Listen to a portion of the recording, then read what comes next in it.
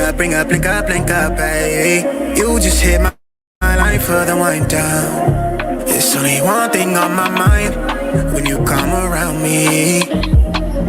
I get lost in where you found me. Want you to use me. You let her confuse me. Don't wanna hide the fact that you make me feel away.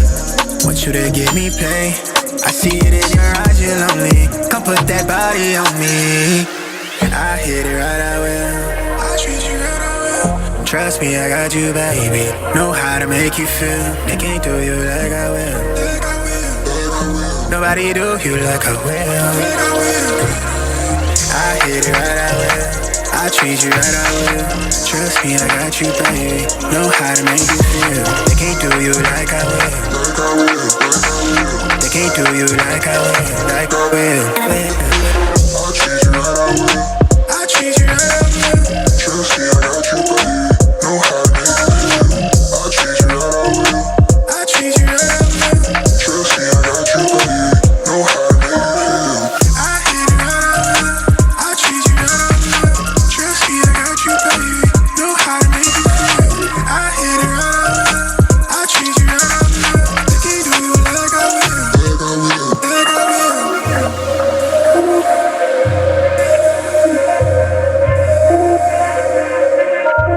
Pick up the phone, little baby. You got me up and I'm wavy. You know I want you to myself. You know you've been driving me crazy. Look at me right in the eye and tell me it's mine. If not, I'ma make it that way. You know I want you in a major way. I bless that body, make you share your grace. I've been trying to get you face to face. I fall through and give you ways to waste. I do what it takes. I make them walls sing on your heartstrings. Say your arms. I treat you right, I will. I treat you right, I will. Trust me, I got you, baby. Know how to make it feel. I treat you right, I will. I hit it right, I will. Trust me, I got you, baby. Know how to make it feel. I hit it right, I will. Trust me, I got you, baby. I treat you right, I will.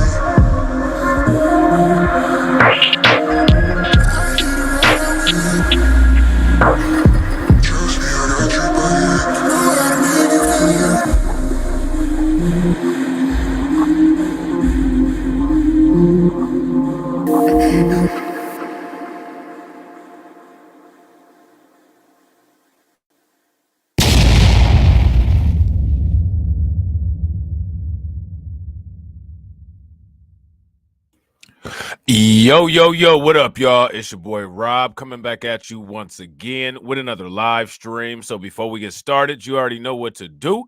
If you're not subscribed to the channel, make sure you hit the bell icon twice. Smash the like button, share this video out to all of your followers, and let's get into it. All right. So happy Monday to everybody. I hope you guys are doing good. If you guys can hear me okay, give me a thumbs up. If you guys cannot hear me, give me a thumbs down. While you guys are doing that, I'm going to shout out everybody in the building who is here early because it's good to see each and every one of y'all. All right. So shout out to y'all. Appreciate y'all being here. All right. We got Cameron Jones in the house. Shout out to Cameron Jones. We got Carlton Way in the building. Shout out to Carlton Way. We got AB Promotions in the house. Shout out to AB Promotions. We got Volvo 2 Love in the building. We got Torian Rain. Shout out to my man Torian Rain. We got Katsy in the house. We got Denise Scales. We got Patricia Slade. We got Black Spider. We got Carlton Way. We got Caldona. And I think that is it. All right. So shout out to everybody. It's good to see each and every one of you. All right. So what we are going to do today is we're going to talk about, quote unquote, the undocumented bros. We're going to talk about some stuff that's going on in New York City, and we're going to talk about some stuff that's going on in Chicago. But before we get into that, we're going to talk about some Democrats. We're going to talk about a Democrat who looks like a rotisserie chicken with a skirt on. Does anybody want to guess who that might be? If you guys want to guess which politician we're going to start with talking about, give me your best guess in the chat. And real quick, shout out to everybody watching. If you guys haven't smashed that like button, yes, let's make sure we hit that like button. Also, if you guys haven't shared the stream, please share the stream to your social media. And when you share it, make sure that you tag somebody that you know that either lives in that area or that you know might be interested in it. And let's try to get 200 likes again. What do you guys think about that? If y'all down to try to get 200 likes again, throw the flames in the chat. Denise said Eric Adams. Good guess. Good guess. Any other guesses? Any other guesses? Going once. Going twice. Oh, Carlton Way got it. Show Carlton Way some love. Throw some radiation emoji in the chat for Carlton Way. Big, hefty homie Stacy. All right. Shout out to Stacy. You know what I'm saying? How many people heard about this? Stacey Abrams' brother-in-law arrested. This is what he was arrested for. He was arrested on human trafficking charges and battery charges. Now we're going to take a look at this article, but off the rip, what do people think about this? You guys think that this is true? You guys think that there's any validity to this? Or is this just a little bit nonsense? Shout out to Brooklyn Queen. What's good with it? This just a little bit nonsense. You know what I'm saying? Florida officials said Jimmy Gardner engaged in sexual activity with a minor before assaulting her. Okay. The brother-in-law of former Georgia gubernatorial candidate Stacey Abrams, a Democrat, has been arrested in Florida on charges of human trafficking, battery, and lewd or lascivious touching of a minor, according to the Office of the State Attorney for the 13th Judicial Court. Jimmy Gardner, a youth motivational speaker and brother-in-law of former Georgia gubernatorial candidate Stacey Abrams, is facing serious charges of human trafficking and is currently in jail in Hillsborough County with no bond. So he's in jail with no bond. This sounds pretty damn serious.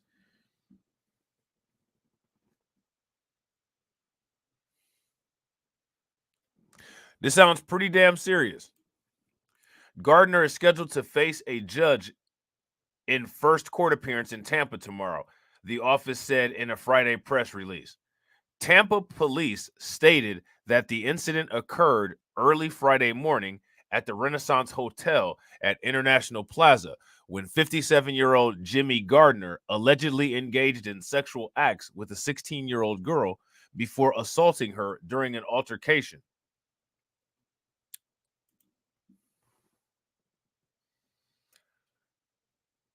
Interesting. So, of course, they got Stacey Abrams right there. And then we got Stacey Abrams' brother. And now over here, looks like we got some Crimecast content. So we're going to slide that over there to the other side of the screen. Shout out to Carla. What's good with it, Carla? We're going to slide that over to the other side of the screen. And we're going to get to that when we get to Crimecast. You know what I'm saying? So now here it says Gardner allegedly met the minor at 1:43 a.m. and invited her into his hotel room, which she accepted before offering to pay her for sex. Now, here's my question. Why was this minor out at 1:43 in the morning to go to this adult guy's hotel room? Shout out to Mama Zeke. What's good with it, Mama Zeke? What do you guys think? So the minor, 16-year-old girl, 16-year-old will be sophomore in high school, is out and about to be able to be called to this hotel room. Now, here's my question. Where was the girl's parents? Because she was out at 1:43 in the morning. Okay. The victim initially agreed, but later told Gardner that she no longer wanted to engage, and he became angry, police said. Gardner advised the victim that she needed to leave his hotel room. The two got involved in a verbal altercation that escalated into a physical dispute after Gardner placed his hands around the victim's neck, impeding her breathing. After the dispute, Gardner left the hotel room and the victim called 911. So that's interesting. So he just kind of stopped choking her, I guess?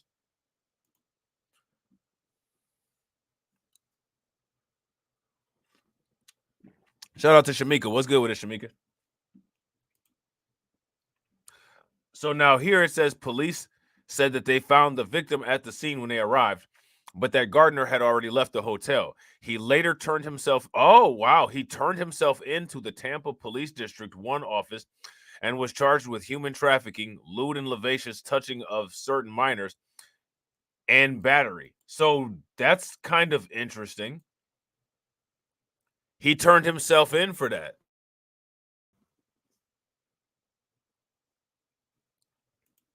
According to the Office of the State Attorney, Gardner spent 25 years in prison for sexually assaulting 2 women in West Virginia in 1987, but was later exonerated.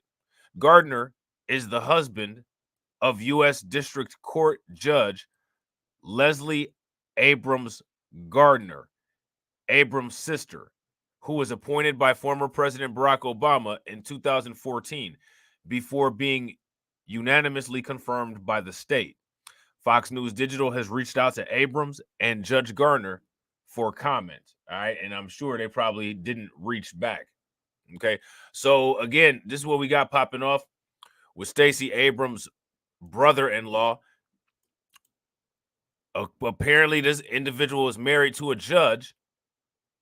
And this judge is Stacey Abrams, I think they said sister. So I don't know, man. What's you guys' thoughts? If you guys think that there's any validity to that, give me a thumbs up. If y'all don't think that there's any validity to that, then give me a thumbs down. Now, we're about to look at a video here as soon as this ad stops playing. And this video is about a situation that's going on in New York City. And what that situation is in New York City is that New York is not offering shelter to some migrants. All right. Now, people may be under the impression that all the migrants are getting shelter. They're not. Okay. We're going to check out this video. And I want you guys to let me know what you think. Okay. So let me see. We're going to hit this volume here. Boom, boom. So there's that. So let's check this out. Some migrants who come to New York City are sleeping on floors in these waiting areas because New York has run out of beds in homeless shelters. Since early last year, tens and tens of thousands of migrants from the southern border have been coming in to New York City. New York City is the only big city in the country that has a rule that if anyone is homeless and they ask for a bed, you have to give them a bed. Now, again, I think that the migration, the migrant crisis is taking advantage of that right to shelter law. I'm pretty sure that right to shelter law was meant for quote unquote U.S. citizens. If you guys agree with that logic, that the migrant or that the right to shelter law was most likely meant for use for U.S. citizens, give me a thumbs up. If I'm wrong and I'm being xenophobic and I'm just being a big, bad, mean xenophobe, then give me a thumbs down.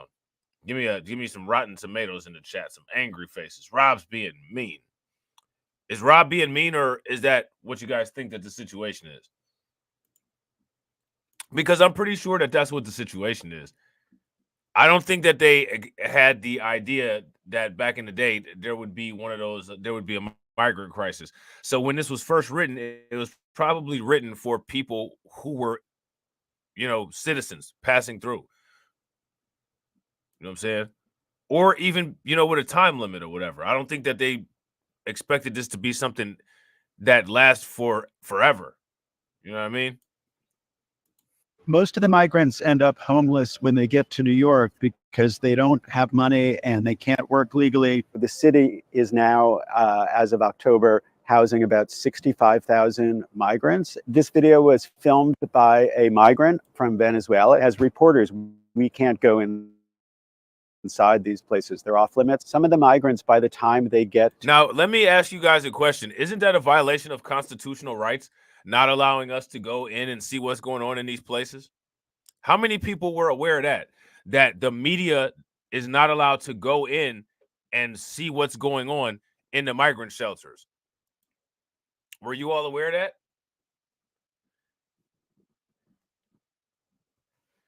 If you were aware of that, give me a thumbs up. If you were not aware of that, give me a thumbs down. Now, I've seen some videos where there have been some confrontations outside of a lot of these shelters, but I didn't know that there was an actual written rule that stated that you're not allowed to go in. Now, I think that that's kind of unconstitutional. I think that that's a restriction of free speech. I think it's also a restriction of free press and free media.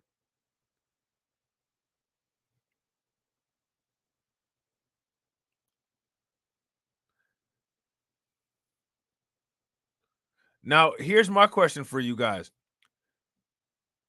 Why would they not want people to record these migrant shelters or what's going on inside?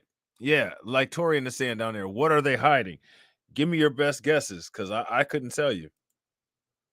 To this waiting center, they've been kind of given the runaround from one city office to another. They're just looking to find a place to sleep. And some of them are saying it's like the government is just trying to exhaust you so that you give up. In some ways, this. I mean, I'm not trying to be funny, but that the government probably should do that. But this government here, the United States government, is definitely not trying to exhaust these people so that they give up. If anything, our government is giving them incentive to come and to stay. They're not doing anything to try to exhaust these people. Now, here goes my question. With all the incentives that they're being given to come here and stay, all of the money, all of the programs, all of the support from politicians, why would they, how is it so hard for them? If these are hardworking people that are being giving all these handouts and handoffs, then my question is, what's hard about this? They've already overcome what I would assume would be the most difficult part, which would be the trip, the migration, the actual physical travel. That, if you ask me, more than likely is probably the most challenging. So now, what is it that the government is doing to try to, quote unquote, make them not come? What do you guys think? And real quick, shout out to everybody that's watching. We got 41 people watching. If everybody can bang that like button and get us to 80, that'd be awesome.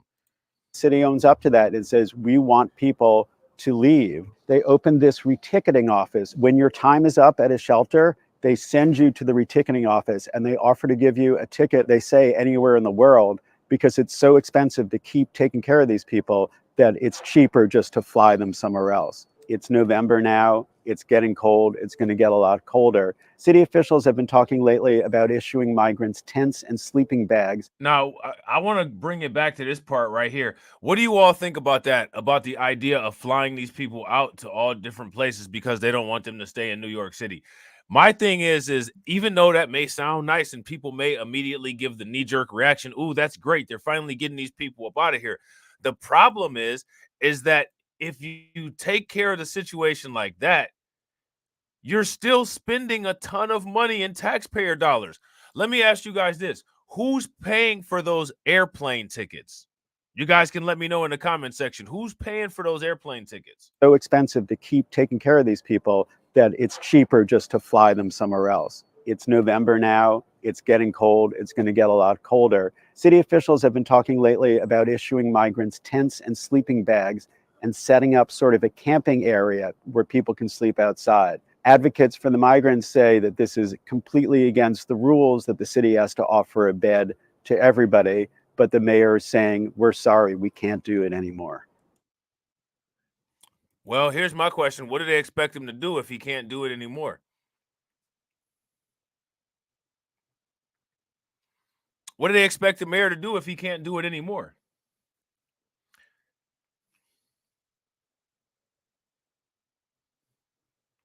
Oh, we're definitely going to get into this. I want you guys to hold this thought. Hold this thought. What Black Spider has said here. Free plane tickets anywhere? You know they're getting a little cash card to travel with? That's not the only quote-unquote little thing, the only quote-unquote little big thing that they're getting. You know what I'm saying? It's not the only little big thing that they're getting. How do you all feel about the budget cuts? New York City is about to go through a monumental problem. The spigot is about to be turned off for financial currency flow to multiple state-run operations. Let me ask you guys this. What's going to happen in the city? Budget cuts hit preschools, cops, and libraries as mayor blames migrants. So what we have here is we have a lot of the mainstream media outlets pushing this narrative that Mayor Eric Adams is quote unquote blaming the migrants for the budget cuts.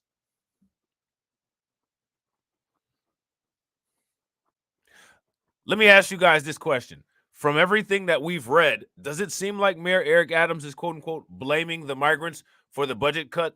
Or does it seem like he's blaming the federal government's lack of assistance to the state government, and as a result, the state's inability to effectively deal with this as a cause of slashing the budget? Let me know what you think. Let me know in the comment section. A revised version of the mayor's January budget now includes dramatic reductions in the funding of municipal services across the board. Okay, so now as you guys can see, there's people out there with picket signs. People are pissed. Let me ask you guys this question. We got 55 people watching. It'd be nice to get 55 answers. Is a situation similar to this on the horizon for Chicago?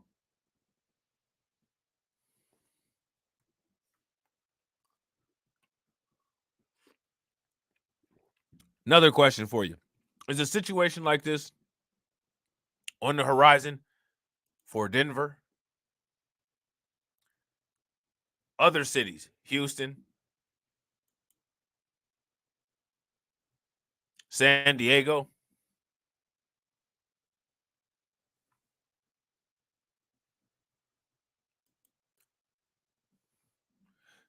So now here's my question. How do people stop it? That's the question. That's the question, because that's huge. Or people won't stop it.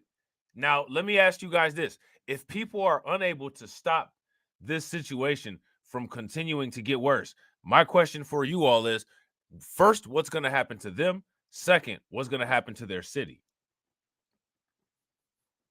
Shout out to Ricky Jones. What's good with it, bro?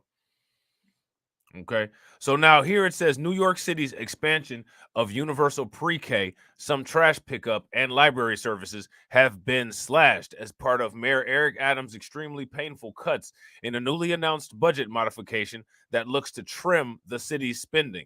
Now, remember, Eric Adams, according to him, is doing this as a result of the migrant crisis. Oh, yeah, St. Louis.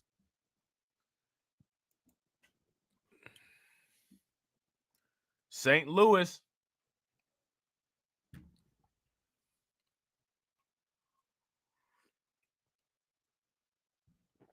You guys remember on Blacklight Revelations news reviews and reactions, we talked about what they planned on doing in St. Louis? If you guys remember that, give me a thumbs up. If y'all don't remember that, then give me a thumbs down. I almost said if y'all disagree. But we talked about it, and if I'm not mistaken, I think TD Hip Hop Media did a video about it as well. We'll be following up on it soon. But a lot of those migrants from Chicago at some point will be shipped to St. Louis. You know what I'm saying? They will definitely be shipped to St. Louis.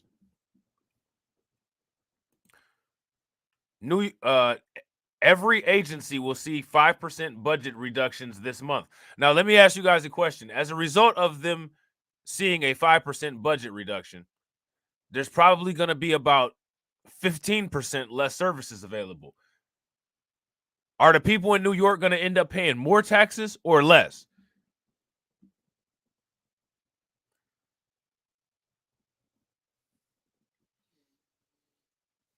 And shout out to Denise for being a bot enforcer.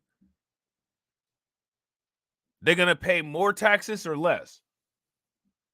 And get less. They're going to pay more, right? Shout out to Deneen, like Deneen is saying, they're going to end up paying more and getting less. Now, is that going to make people happy? I think there's about to be a lot of disgruntled New Yorkers. It's already expensive as hell out there. People can barely afford anything. Then they're going to be getting less and paying more. Getting less and paying more is not the best way to do business. Would you guys agree? Shout out to my man, John Guillory. What's good with it, bro? Every agency will see a 5% budget reduction this month, the mayor's budget official said, as the city faces slower tax revenue growth. Now, let me ask you guys this question. What does that mean? The city is facing slower tax revenue growth. You would think that the tax revenue would be increasing because tax revenue should increase with an increase in population, right? Well, that's assuming that the increase is in tax-paying population. That's assuming that the increase is in the tax-paying population. Is there an influx of taxpayers coming into New York City to help foot the bill for all of the services that are being offered by the city that doesn't sleep? Undocumented bros to the rescue. Put your wallet back in your pocket, good American citizen. I got this. Is that what the situation is? Is that what's going down?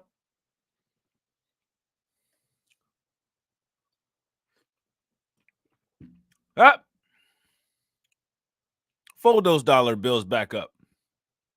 Put them back in your pocket. This one's on me. Is that what's is that what's going on? Shout out to Two Factor. Is that the situation that we have here? Or is there something dramatically different going on? You know what I'm saying? Every agency will see a 5% budget reduction this month. The mayor's budget official said as the city faces slower tax revenue growth. What that means is that they're making less tax revenue. The tax revenue, they have an idea of how much they want it to increase. And what's ending up happening is it's not increasing at a fast enough rate. And honestly, the rate of increase is probably decreasing to the point to where they think that the eventual actual revenue will start to have a rate of decrease. You know what I'm saying? And real quick, ladies and gentlemen, shout out to everybody that's watching. We got 56 people watching and we got 48 likes. If everybody can bang on that like button and get us up to 90, that would be great. All right. There will be further cuts in a January 2024 modification. Okay. So in January of 2024, there's going to be more cuts. They already know that come January, more cuts are on the way. It's not even the end of 2023 yet. And they already are provisioning for cuts in January of 2024. You know what I'm saying?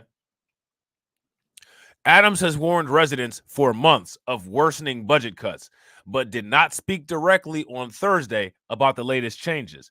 Instead, his budget officials briefed reporters virtually on the condition that they not be quoted directly. Of the cuts, the mayor had said Tuesday, it's going to hurt. It's going to hurt a lot. Doesn't that sound like when your parents used to say, this is going to hurt me more than it hurts you? You know, that was one of the biggest lies ever told. That was one of the, if somebody, I wish that somebody would make a YouTube video called Top 10 Lies. You guys remember when people used to make those good YouTube videos before StreamYards came out and you actually used to have talent to make videos? And they used to make the top 10 lists. Hey, this is Rob at Blacklight Revelations, and here's the top 10 childhood lies. Number 1, I'll get it for you next Christmas.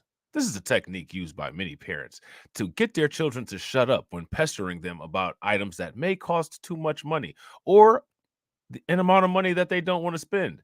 They simply delay the child and leave it up to suspicion of whether they'll get it or not. Number 5, I brought you into this world, I'll take you out of it. You know what I'm saying? And then you get and then you get to about which number do you get to? Yeah, you get to about number 4, and then you'll be like, hey, we're at number 4. But if you like content like this, make sure you hit that bell. You know what I'm saying? And subscribe to the channel for more great lists. You know what I'm saying? What happened to the videos like that, man? Now they came out with StreamYards. StreamYards is like auto-tune for YouTube. You know what I'm saying? Yeah, I swear it is. You just have to have talent, man. People used to make dope content. Number 5. You know what I'm saying? What's a good one? Here's a good one for you, Carlton. Number 5. I'll get it for you if you pass your classes.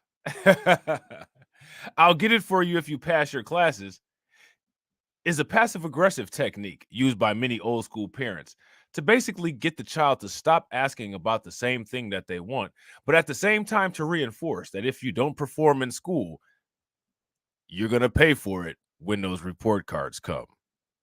You know what I'm saying? What happened to the videos like that, man? Oh, man. Now they got StreamYards and it's everybody just shouldn't have everything, if you ask me. But that's just if you ask me. And as usual, nobody did. You know what I'm saying? But anyway, the modified budget reflects increased costs and spending since last winter's projections, which caused a $7 billion deficit, forcing more cuts. Okay. Adams has pinned much of the city's financial woes on the asylum seeker crisis, as officials say more than 143,000 migrants have come to New York over the last year, and many of them needing public assistance. Now, why do they need Let's stop right there. Okay. 143,000 migrants have come to New York City over the last year, and many of them are needing public assistance. Now, let me ask you guys this question. How many of you all knew that this much public assistance was necessary for the migrants?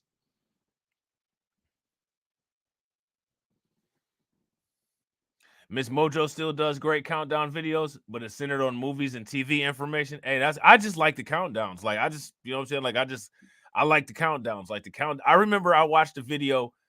It was about the top 10 Mandela effects. You know what I'm saying? It was such a cool video. I love videos like that, man. You know what I'm saying? You don't see that kind of content no more.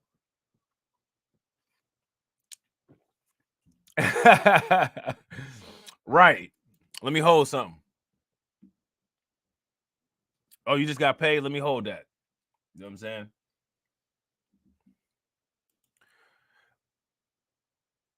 What happened to this narrative about they're coming here and working so hard, though? How do you not have... Listen, does anybody know anybody who's ever gotten any public assistance? Have you yourself ever gotten any public assistance? Have you yourself ever applied for public assistance? I'm going to tell you guys something. I've done all the above. And when you apply for all of that shit, you have to have lots of identification. You have to have lots of W-2s. You have to have lots of information verifying how little money you allegedly have. Sometimes you have to have a plan. If you're simply applying for unemployment, you have to have a plan of how often you plan on putting in job applications and how often you plan to go to work, or what your time frame is of thinking that you're going to be unemployed. How do these people have no documents and they're able to get public assistance? Yeah, they sit you down for about an hour on the cheap plastic chairs from the 80s and interrogate you. They have the orange plastic chairs with the metal legs that are the most uncomfortable chairs made to man, and have you sitting in the waiting room in them chairs. And then when you go back to the office, you think you about to be in a more comfortable chair. Nope, it's 2 more chairs like that.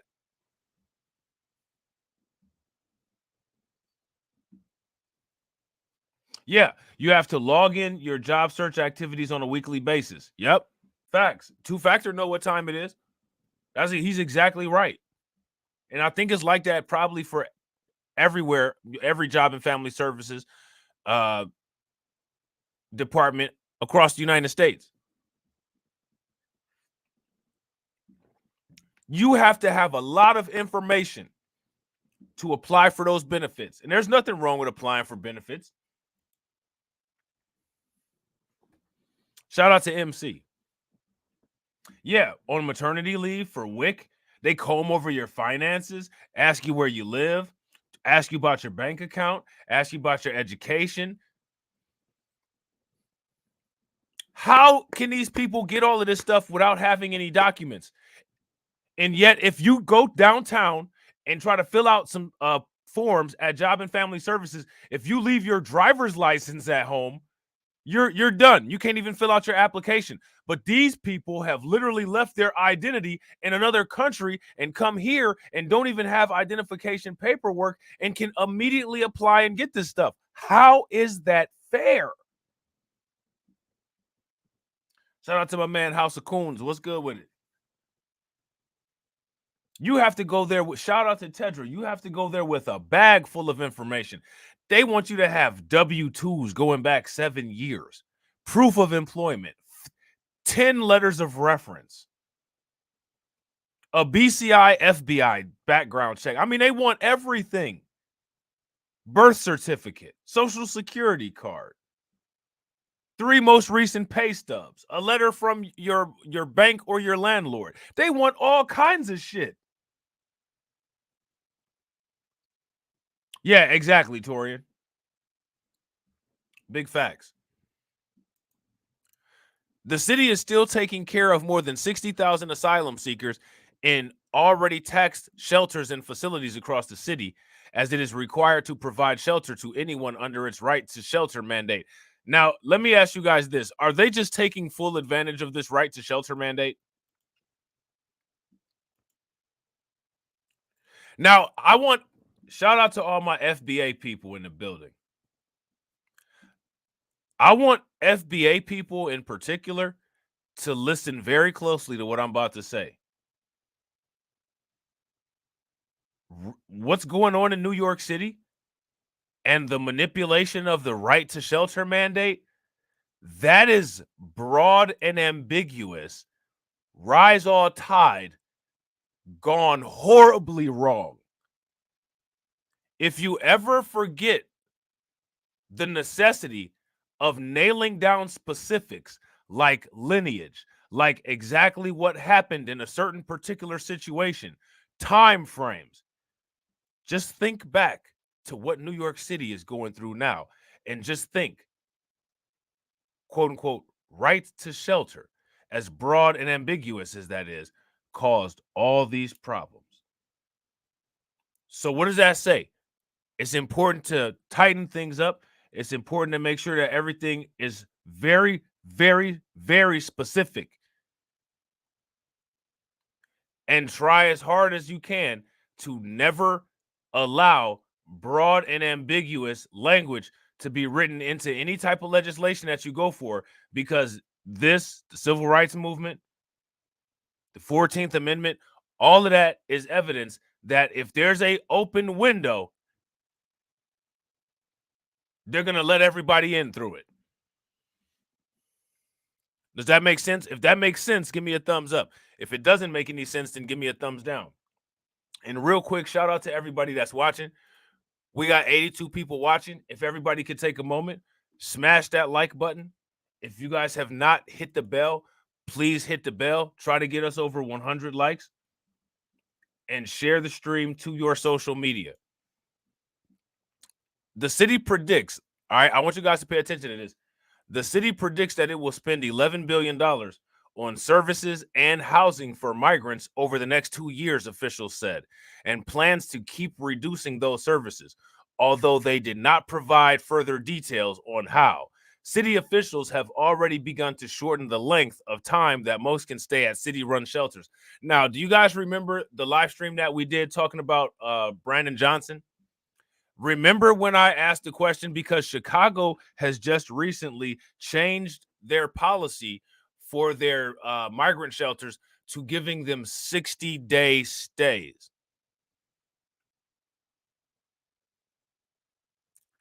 Chicago is starting to mirror what's going on in New York. Shout out to FBA Bro Reese.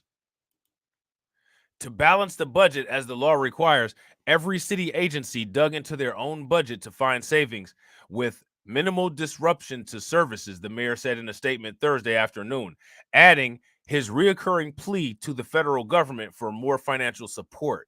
Migrant costs are going up. Tax revenue growth is slowing. C-19 funding is drying up. Now, here's my thing, right?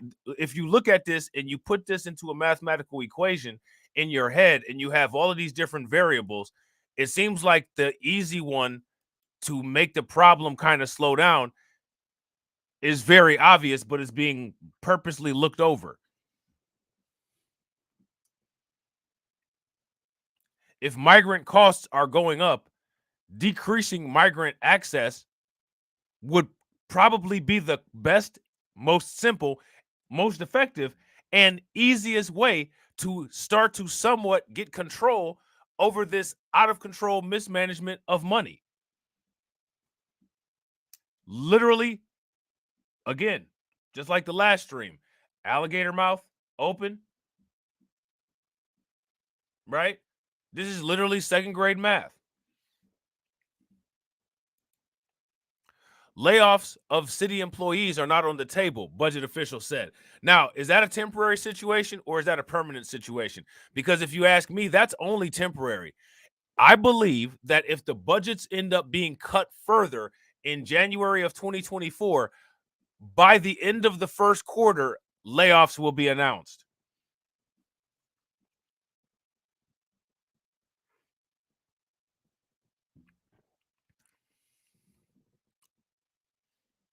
Would you guys agree? Layoffs of city employees are not on the table, budget officials said.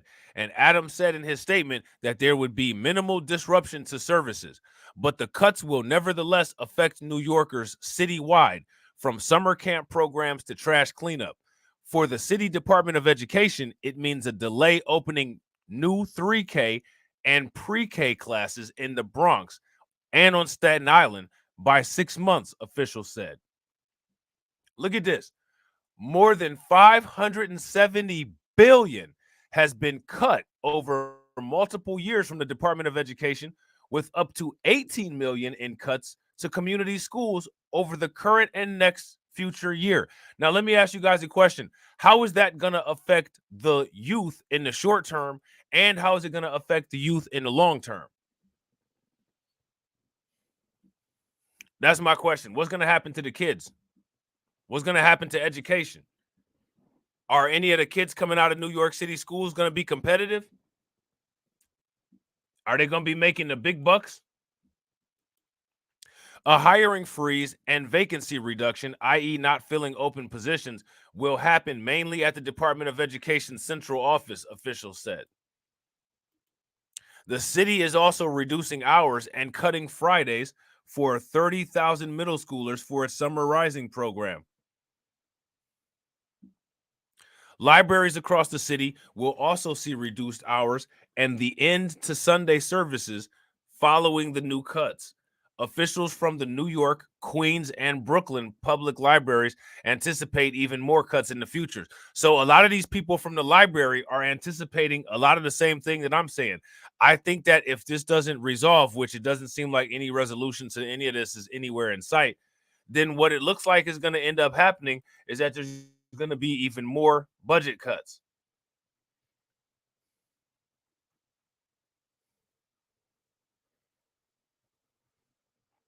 There's going to be even more budget cuts. Okay. Brooklyn Public Library, Queens Public Library, and the New York Public Library regret to announce that as a result of mid-year budget cuts, we must eliminate 7-day service across the city, including ending Sunday service at a vast majority of branches that currently offer it. The three systems covering the 5 boroughs said in a joint statement. So now let me ask you guys a question. When will the people of New York City get these services back that they're cutting? Is that in the plan? I wonder what people are thinking about their government, that the government just has the ability to say, we're not going to really be servicing, people anymore. And we're just going to decide to change things in the middle of the game. And you're not going to be getting what you're used to. It is what it is. You think people are feeling that?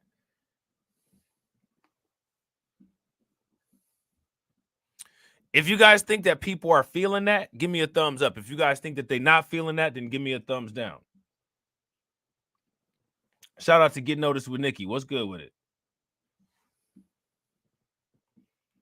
So now here it says we will also be reducing spending on library materials, programming, building maintenance, and repairs, which means that the buildings are probably not even going to be very safe to be hanging out in, standing around in. You know what I'm saying? We also will be reducing spending on library materials, programming, and building maintenance and repairs. The New York Police Department will also have to cut the next 5 upcoming academy classes for new recruits without information on when they would resume. There are typically 4 classes each calendar year. Even as the city's fight against rats, one of Adams' obsessions, is being scaled back. His Get Stuff Clean initiative, which invested $14.5 million into increased litter basket pickup, expanded camera enforcement to catch people dumping trash illegally. Really? Rat exterminators, among other cleaning actions, have been slashed, officials said. The city is also eliminating funding for food scrap drop-off sites and community composting groups. City officials are also planning a 20-month freeze on all new civilian hires within the sanitation department, putting the brakes on auto mechanics and other maintenance jobs, a source familiar with the city's plan told the city. So now here they're going to assess whose fault this is. So I want to ask you guys in the comment section, whose fault do you all think that this is? Who should bear the blame of this? And real quick, ladies and gentlemen, shout out to everybody that's watching. If you guys have not smashed that like button, please smash the like button. We got 82 people watching and we got 72 likes. If everybody can bang on that like button and get us over 100, all we need is 30 people to hit the like button and we will be over 100. That would be great. Also, if you all have not shared the stream to your social media, that's also extremely important. Please take a moment, share the stream to your social media.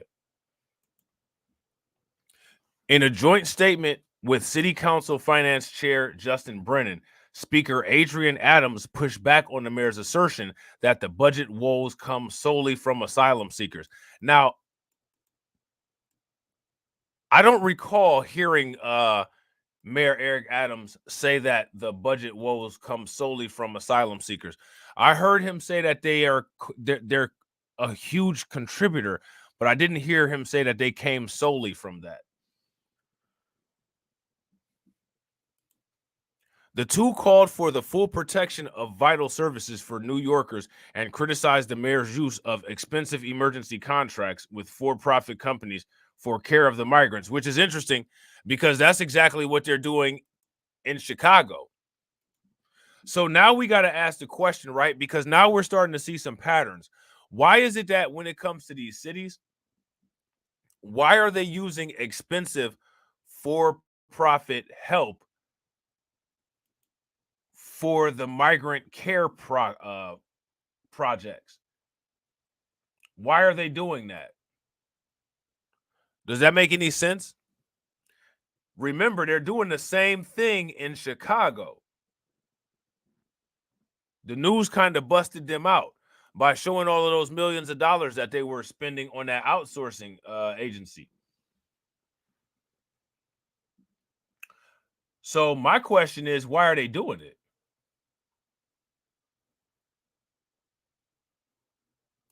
What's the purpose of it?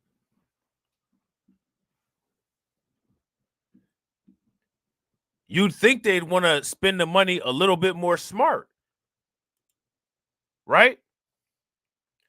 The administration's approach of reducing budgets of all agencies broadly through additional cuts and a hiring freeze, along with inflicting cuts on our library, CUNY, and cultural institutions, is too blunt and not the prudent or sole choice, they wrote. With clear evidence that city agencies are lagging in their ability to provide New Yorkers with necessary benefits and services at historic levels, the administration must prioritize real exemptions from cuts to turn around city agency performance issues. Public advocate Jumaine Williams also blasted the mayor for pinning cuts on migrants. Every time the city has faced a challenge in the last 2 years, the answer from administration has been to cut, he says in a statement. Blaming fiscal woes on the asylum crisis, even though truthfully has absolutely impacted our budget, it only explains a portion of a shortfall we've anticipated long before the first bus arrived. So now let me ask you guys this. If the migrant crisis was put to an end, how would that affect New York City's budget?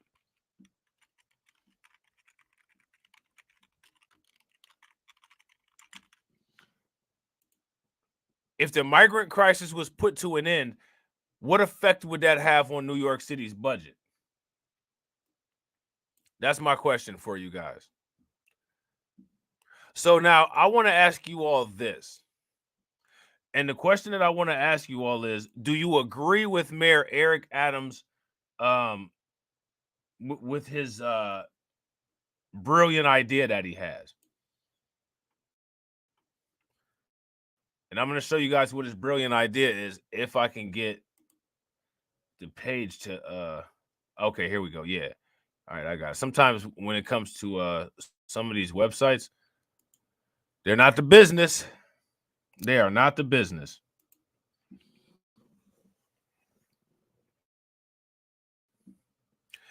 Mayor Adams urges rich New Yorkers to step up as city buckles under financial cost of migrant crisis. Now, let me ask you guys this question. What do you think about this? Everyday New Yorkers are already, quote unquote, being asked to step up. Rich New Yorkers are now being asked to step up. Why is anybody stepping up to take care of people who are perfectly capable of taking care of themselves? What do you guys think? And we're getting close to getting 100 people in here. No matter how you connect with Allstate, you're in good hands. That's because we I know we can do it, y'all. Now, I'm not somebody that really cares too much for quote unquote rich people, but I don't think that anybody, so you have to repeat these things just like Umar Johnson a million times for the slow people to understand. I don't think that anybody should be paying these people's bills other than them. They need to pay their own bills.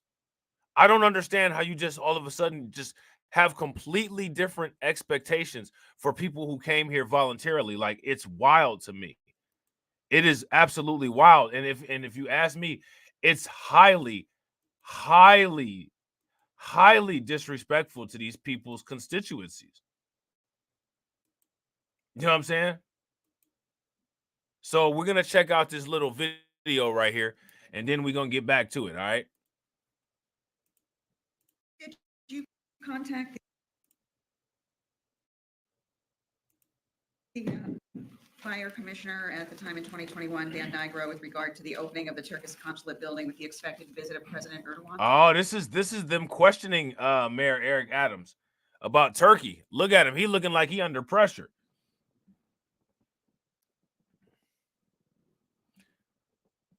Eric Adams is getting questioned here.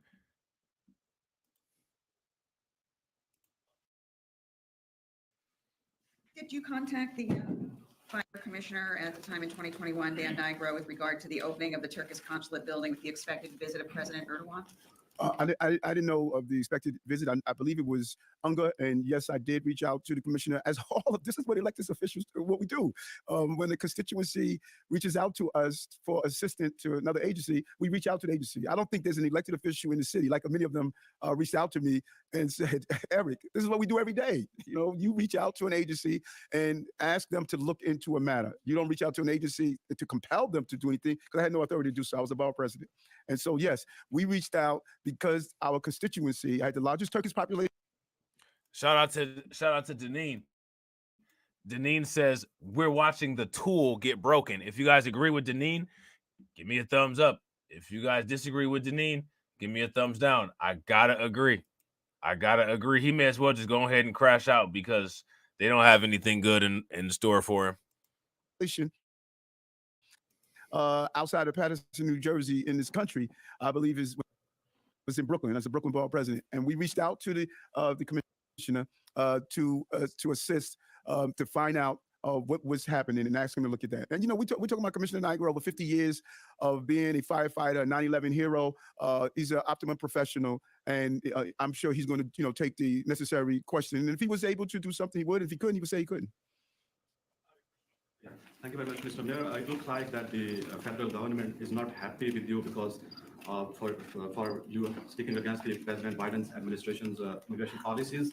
And do you think that the recent inquiries initiated against your campaign finance is the result of political vendetta? And my second question is that you are hoping a flood of immigrants, and it costs about billions of dollars. So do you think federal government is going to help you in this initiative? Well, our criticism, critique, analysis is based on the fact that this is unsustainable for New York City. And I can't speculate that if people are upset because I'm raising that.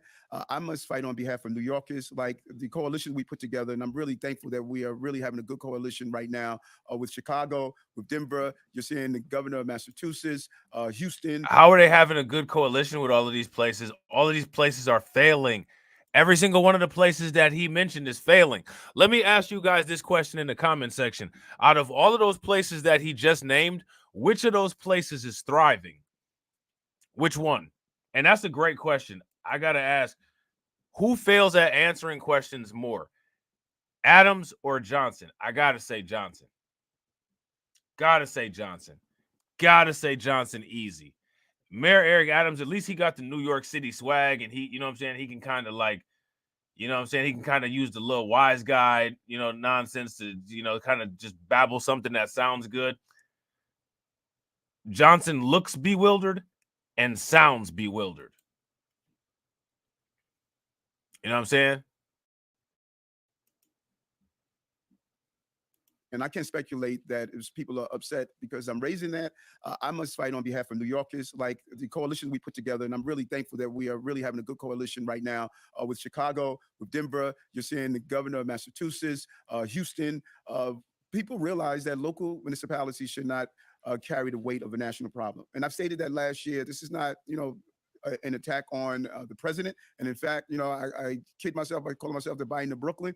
I thought that, what he helped us around crime and other initiatives were important, but this is a real issue for our city. As we just mentioned, the economic. Man, that didn't age well, did it?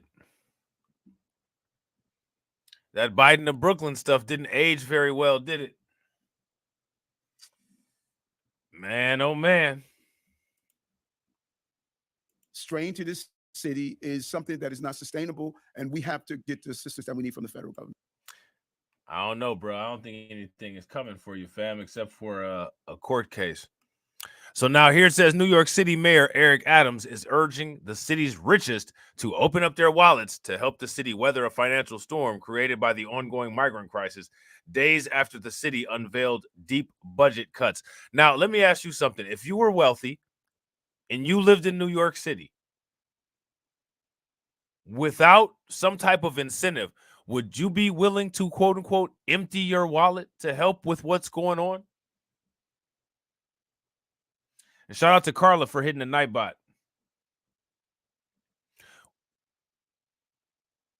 Man, facts, Solo. Shout out to Solo. Solo said the world keeps being correct. Facts. You know what I'm saying? Facts. Man, listen. This is a movement where it's an all hands on deck movement, Adams told a police athletic league lunch on Friday, according to the New York Post. The way it goes, New York goes, America goes, but I'm going to need you more than ever to support many of these organizations like PAL, Robin Hood Foundation, and others, he said. A moment where our philanthropic interests must align with some of the gaps and services that we are seeing today. That's interesting. So, wow. Basically, what he's saying is, don't spend money on what you usually would. Donate the money here so that we don't have to, really make these budget cuts noticeable. That's wow. You know what I'm saying? Like, that's kind of wild that he asked that. You know what I'm saying? How responsive would you all be to something like that? I wouldn't be at all. I'd be extremely irritated if somebody came at me with this kind of nonsense. I'm not even gonna lie to you. Shout out to Derek on Reacts. I ain't even gonna hold you. You know what I'm saying?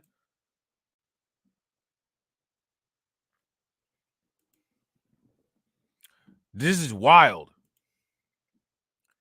Adams also reportedly urged New Yorkers to reach out to Washington, D.C. and demand more support for the city, which he says is carrying a national crisis. The remarks came a day after the sanctuary city announced that it is reducing police numbers and slashing budgets in areas like education and sanitation.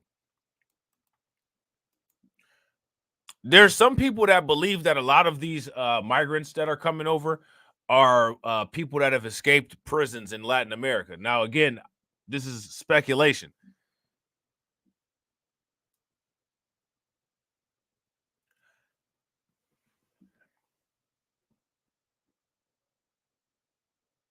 If these are indeed a criminal class of people who are coming over, how is that going to work with the police budget being cut? What's going to happen there? Let me know what you guys think.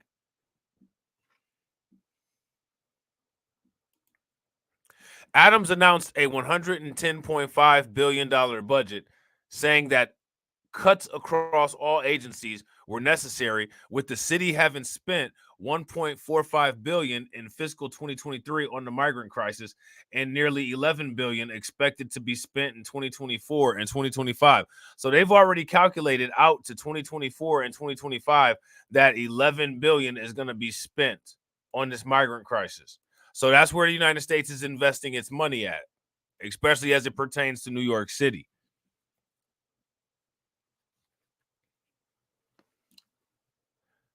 Shout out to Deneen. Deneen says this country is being destroyed on purpose. If you guys agree with Deneen, give me a thumbs up. If you guys disagree, give me a thumbs down. The New York Police Department will freeze hiring to bring numbers below 30,000 by the end of fiscal year from 2025, from over 33,000. There will also be deep cuts to education, including universal pre-K program and sanitation. New York City has seen over 130,000 migrants come to the city since last year, part of the knock-on effect of the nearly 3-year crisis at the southern border. It's a small number of the more than 2.4 million migrant encounters at the southern border in FY23, which FY is fiscal year. But Adams has warned that the crisis could destroy the city. Budget cuts drew fury from the teachers and police unions. Yeah, I bet. Now, here goes my question. I would assume that these budget cuts would probably really piss the parents off as well. But for whatever reason, we haven't really heard. We haven't really heard from the parents and how they feel about what's going on at the schools that their children attend, which is interesting.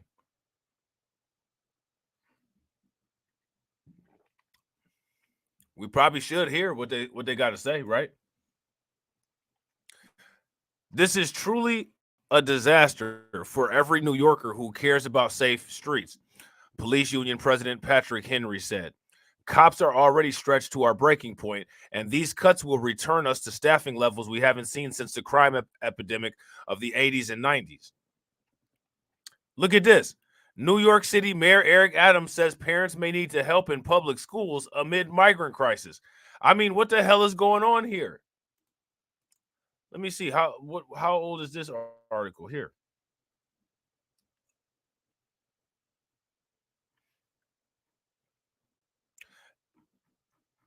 Wow.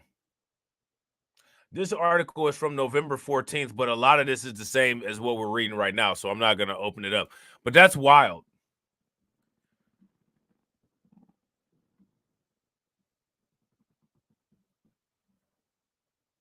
Let me ask you guys this. If where you're paying taxes to is doing budget cuts, do you feel that they should, as a response to the budget cuts, that they should offer some kind of incentive like a tax break or a discount or something?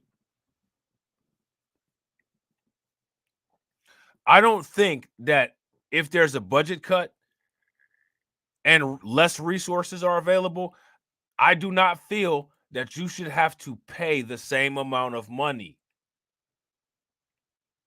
It doesn't make sense. Does it make sense? Does that make any sense whatsoever?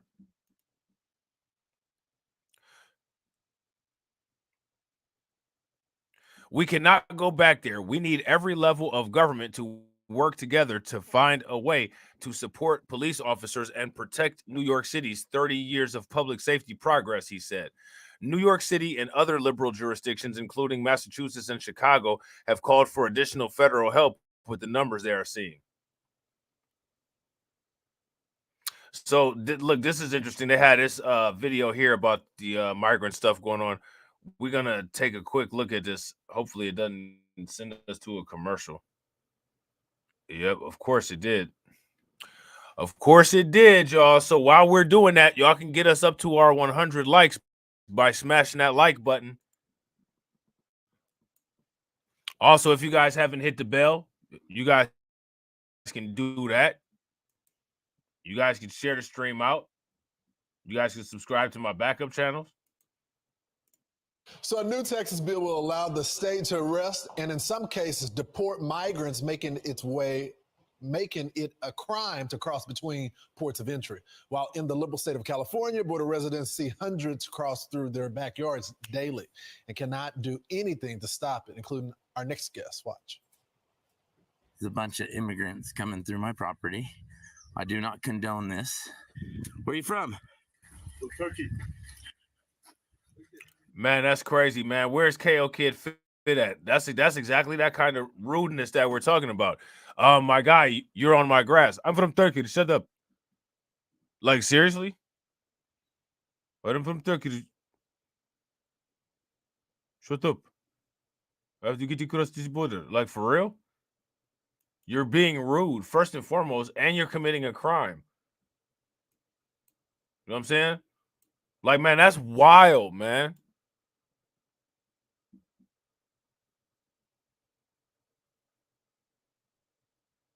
Did y'all see this? Look, watch this. So a new Texas bill will allow the state to arrest and in some cases deport migrants, making it a crime to cross between ports of entry. While in the liberal state of California, border residents see hundreds cross through their backyards daily and cannot do anything to stop it, including our next guest. Watch. There's a bunch of immigrants coming through my property. I do not condone this. Let me. Where are you from? Let me ask y'all this: if this was going on your property in your backyard, where your kids played, where you might have had furniture or whatever stuff stored, would you feel comfortable with this? If you would feel comfortable with this, give me a thumbs up. If you wouldn't feel comfortable with this, give me a thumbs down. This dude said, I am from Turkey. Like, if you're from Turkey, why are you in my backyard with a backpack on, my dude? Just like sitting here like everything is sweet. I do not condone this. Where are you from? Turkey. Where are you from? Turkey, sir. From America. I don't think he's from America. See, he did that stuff that we be saying they be doing. Where are you from? I'm from America. No, you're not from America. Literally nobody that's from America talks like that.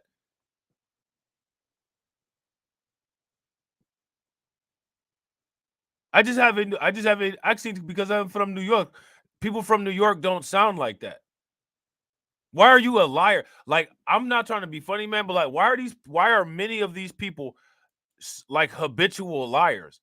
Cut the damn games. Like, man, if I went somewhere to some different country and I just lied and I was like, yeah, I'm from XYZ place, you know immediately that you're not from there. Why do they try to act like we can't tell where these people are from? I'm from America. Yeah, he said he's from America. Yeah, guess what, buddy? Nobody says America like that if you're from America. Like, literally in any of the 50 states and Commonwealths, Puerto Rico and Guam, the entire cell phone nationwide coverage plan does not say America like that, except for the people that work for customer service for the nationwide calling plan. Those people all say America like you do. And that's because the customer service offices are stationed in the countries that you're coming from.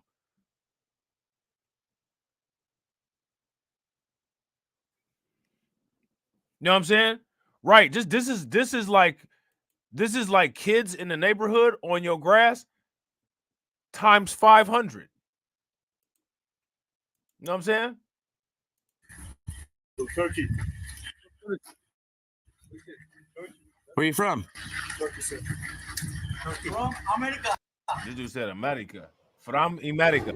I don't think he's from America. The resident Brian Silvas joins us right now. Brian, how long has this been going on? It's been going on, well, honestly, to be dead honest, since the Biden administration took over, this became a problem. It's out of control, and I know that everyone knows it's happening. There's so many videos like mine all over the internet. So, I mean, if anyone that would say that they don't know. If you guys find videos like this, I need you guys to help me out. Send them to me. Shoot them to me on my other social media. The best way to get something to me is through Discord. The second best way to get something to me is through Patreon, and everything else I will try to take a look at, but I am very slow at looking at everything else other than those things. So if you guys see any videos like this, whether it's on TikTok, Instagram, whatever, make sure that you guys shoot it to me. Tag me to it on Twitter so we can take a look at it, check it out. You know what I'm saying? Because all of this kind of stuff is important. This is very important to pay attention to. Okay?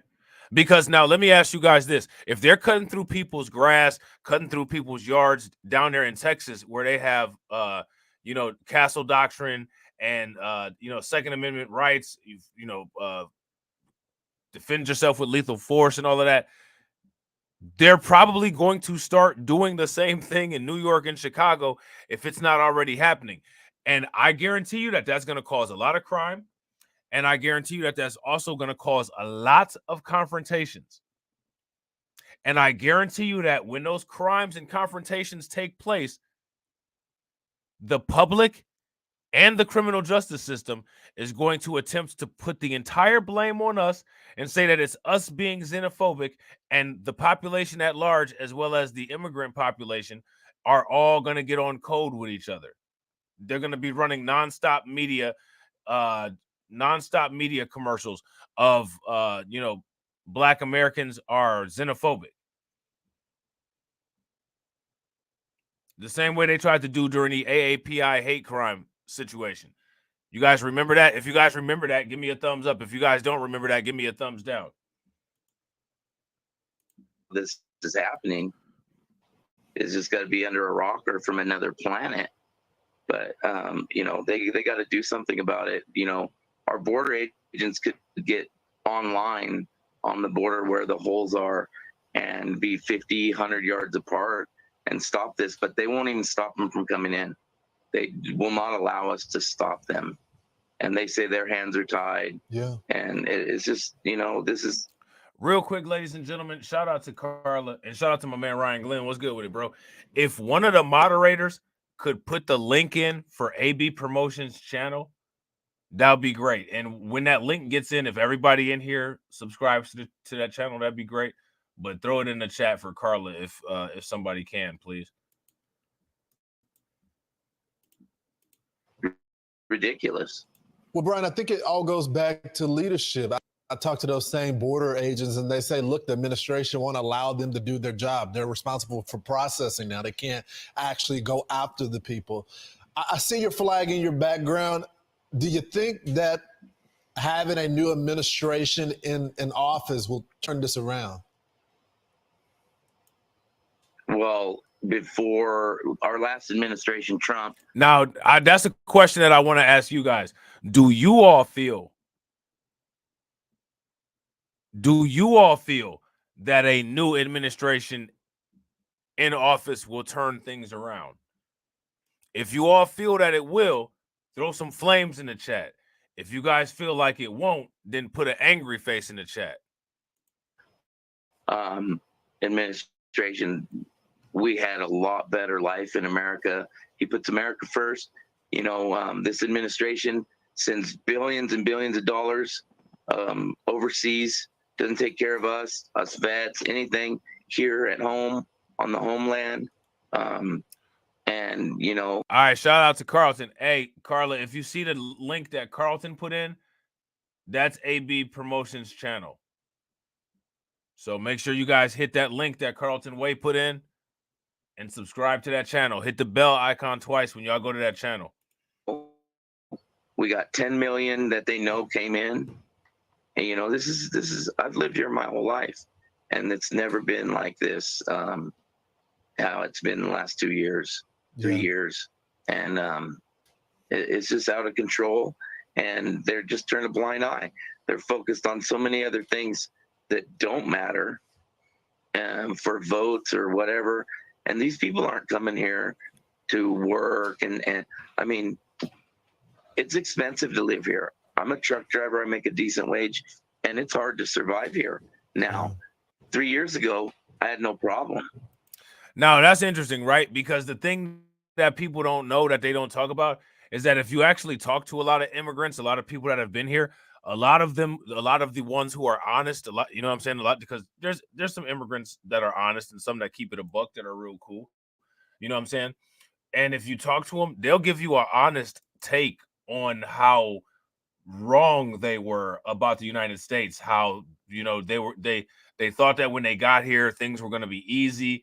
And then when they got here and had to deal with a lot of culture shock, they'll flat out tell you, you got to work more, you get less benefits, more hours during the day, more total hours. Living paycheck to paycheck is not something that a lot of these people are used to. Working 40 hours a week, believe it or not, as much as they say that we're lazy and all these other people work so hard, working 40 hours a week is not something that they're used to. A lot of those people are not, physically capable. It's physically taxing on your body to work 40 hours a week, and not even in hard labor or a labor-intensive position. Just working 40 hours a week in a regular position can be crazy. You know what I'm saying? But now I gotta watch everything I spend, everything I do. There's no extra money, Brian, anywhere. I tell you, brother, I understand the struggle. I'm sorry to interrupt you. My father is a truck driver as well, and I know what it means to be away from your family and just trying to make it paycheck to paycheck. We appreciate you coming on the program and sharing your story. That's a nice mug, brother. Man, this dude is tripping, man. He really trying to get some damn butter biscuits. Good Lord have mercy. But anyway, it says we cannot go back there. We need every level of government to work together to find a way to support police officers and protect New York City's thirsty years of public safety progress, he said. New York City and other liberal jurisdictions, including Massachusetts and Chicago, have called for additional federal help with the numbers that they are seeing. Now, in most of these situations, most of these states and most of these cities have been denied additional federal aid. So now here's my question. Do you all think that at some point the federal government is going to provide more aid for a lot of these sanctuary cities? Or are these sanctuary cities just stuck? Are they just stuck like Chuck?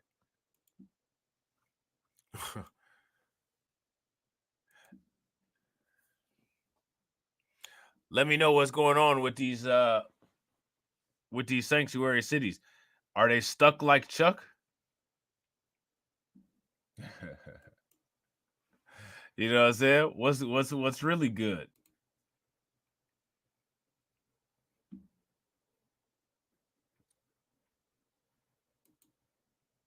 I don't think that any of these cities are going to be seeing any additional aid anytime soon. I think that a lot of these cities are going to be drowning very, very soon here. Okay. So now here it says the Biden administration has pointed to more than $770 million that it has given out to support communities taking in migrants in the last year and recommendation its team of experts have made. So now we have this situation where it's the federal government's word against the state. And the federal government, as you can see, they gave out a small chunk of money. We've seen all of the amounts, staggering amounts that the cities are paying. Cities are paying in the billions.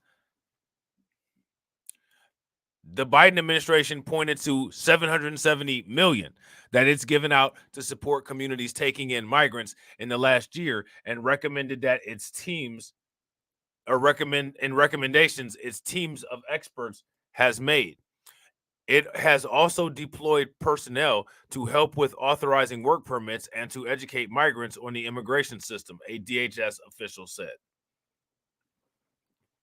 Separately, okay, the White House has requested an additional $14 billion in emergency funding for border operations, which includes an additional $1.4 billion in grants to help local governments and nonprofits. So that's interesting. They've asked for more money.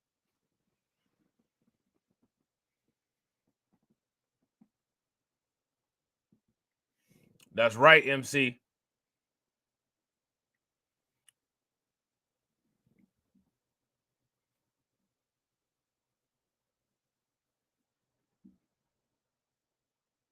That's right. And I got to agree with Robert Banks. Robert Banks says, what justification do they have to get aid? They made the decision to be sanctuaries. Yeah. I'll tell you why they did that. They did that because they never thought that they would actually see border level migrant influx. They didn't have the infrastructure to deal with this, but I bet you it was really fun taking the extra federal money that they were getting for being sanctuary cities. Now they got to put that money to use, and they see that the well is drying up pretty quick. You know what I'm saying? The well is drying up pretty quick. So now here it says, however, the crisis at the border continues. There were more than 249,000 migrant encounters in October, only slightly lower than the record high set in September. Fox News reported this week that there have been over 1,000 detected gotaway per day on average since the beginning of the fiscal year. All right. So now, yeah, the Biden of Brooklyn wants rich New Yorkers to step up as the city is buckling under the financial costs of the migrant crisis. All right. So that's what's going on in New York City. We got some very, very bizarre shit going on in Chicago, but I mean, it just wouldn't be Chicago without very bizarre shit, right? So now, Mr. No Neck, J.B. Pritzker, despite the fact that he doesn't have a neck, he's sticking his neck out for the migrants. As short as it is. Thank goodness nobody's drowning, because if he stuck his short neck out, nobody would be able to reach it from all the way in the deep end of the water. You know what I'm saying? But regardless, we're going to take a look at what he did. Before I put it up, I want to ask you guys, what do you guys think that J.B. Pritzker is announcing? Some of you might know. If you know, feel free to do a spoiler alert and just go ahead and put the answer in the chat. If you don't know, you know what I'm saying, then just, let us know that you don't know. Put the hands up emoji in there. Torian said that J.B. Pritzker is built like Oswald Cobblepot. That name actually sounds exactly like how he looks. He looks like his name would be Oswald Cobblepot. Like if he was at a, company dinner, or, if he was at like some type of party, he'd have a sticker on him that says, "Hello, my name is Oswald." And he'd say it proudly too, as if that's something to be proud of. "My name is Oswald. Last name Cobblepot. I'm third generation Cobblepot." Like, okay, bro. I'm saying, okay. That's a heck of a name. Oswald Cobblepot. Sounds like a name that's just sounds important for no reason. One of those important, unimportant sounding names. Like he was a king in Great Britain or something like that.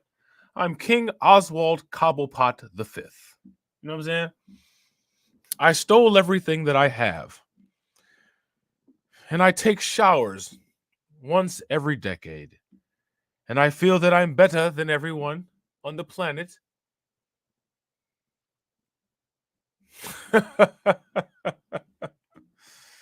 Oh, man.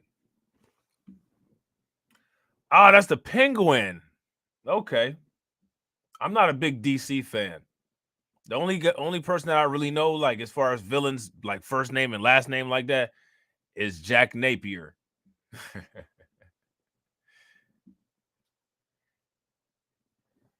My name's Jack, kid. You know what I'm saying? Bruce Wayne was crying like a bitch because Batman is a bitch. But anyway, Governor J.B. Pritzker announces $160 million for Chicago migrant aid. How do you guys feel about that? How many people are happy about this? Oh, happy days.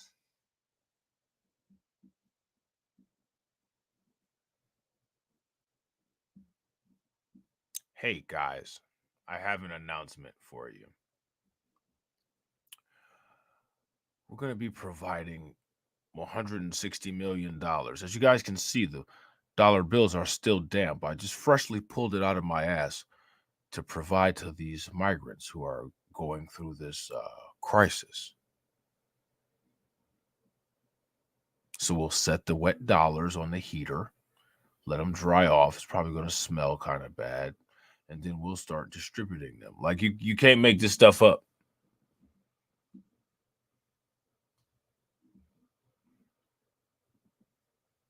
Nope. You can't make this stuff up.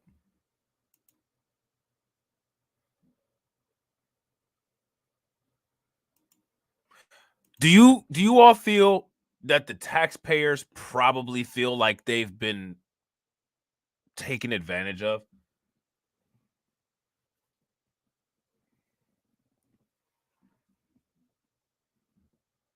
They've been taken advantage of, man.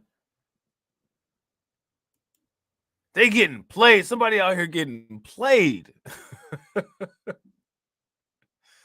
Man, that's bad. Governor J.B. Pritzker on Thursday announced $160 million additional state funding for migrant aid in Chicago. Man, they are really putting in a lot of money.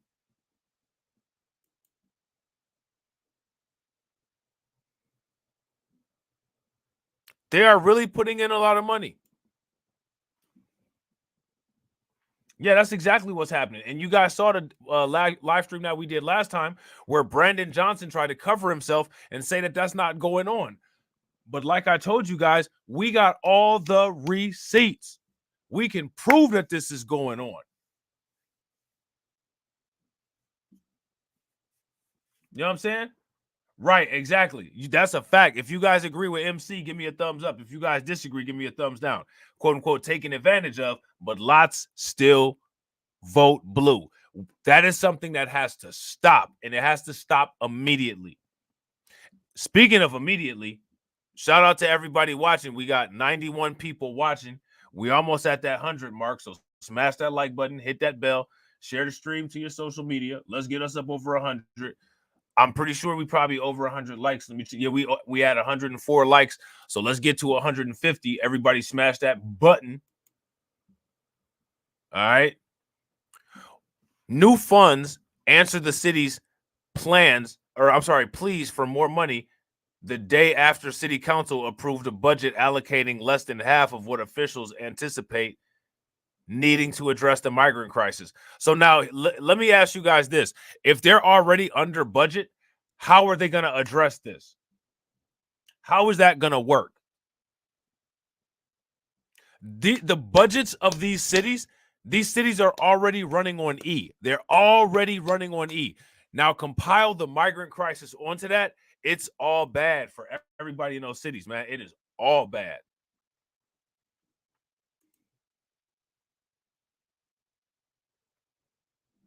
It's all bad. Shout out to MC Fact. What's good with it, bro? So now it says, while the Illinois General Assembly signaled it would not vote on more migrant funding this year, Pritzker found funds within the Department of Human Services, which he says has a budget for wraparound service for people living in the state of Illinois, which all of that money came from taxpayer dollars, right? But it's not being spent on taxpayers. Now, I want you guys to pay attention to the language. Pay attention to the language. Did you guys hear it say J.B. Pritzker found funding, as if he just happened to be looking under some rocks? He said, oh, look what I found here. I just happened to find $160 million. Let me get this prepared for migrants. How come nobody ever looks around any rocks or just arbitrarily finds money for reparations? The reason why is because they don't want to. If you guys agree that they don't want to, give me a thumbs up. Because, see, J.B. Pritzker wanted to find that $160 million, and he went on and found it.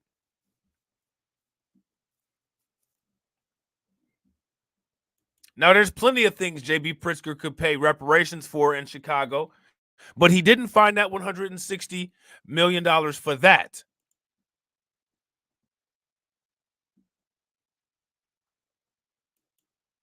So now here it says we're being forced to try and solve a federal-sized problem at the state and local levels. So now remember I said that Chicago is going to start sounding like New York City. Isn't that something that we heard Mayor Eric Adams say?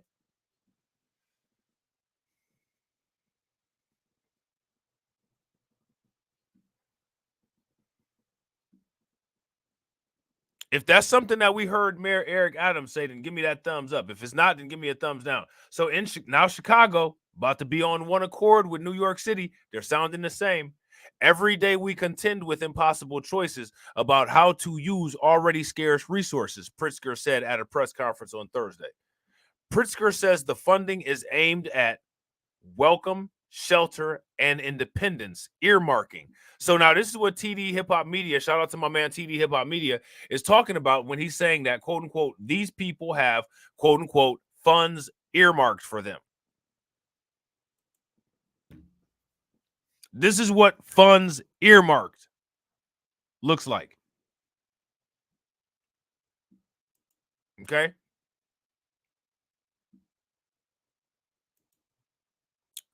Now remember where these funds are coming from. And I'm going to ask you guys that question. Where are these funds coming from? Enjoy your break, Denise.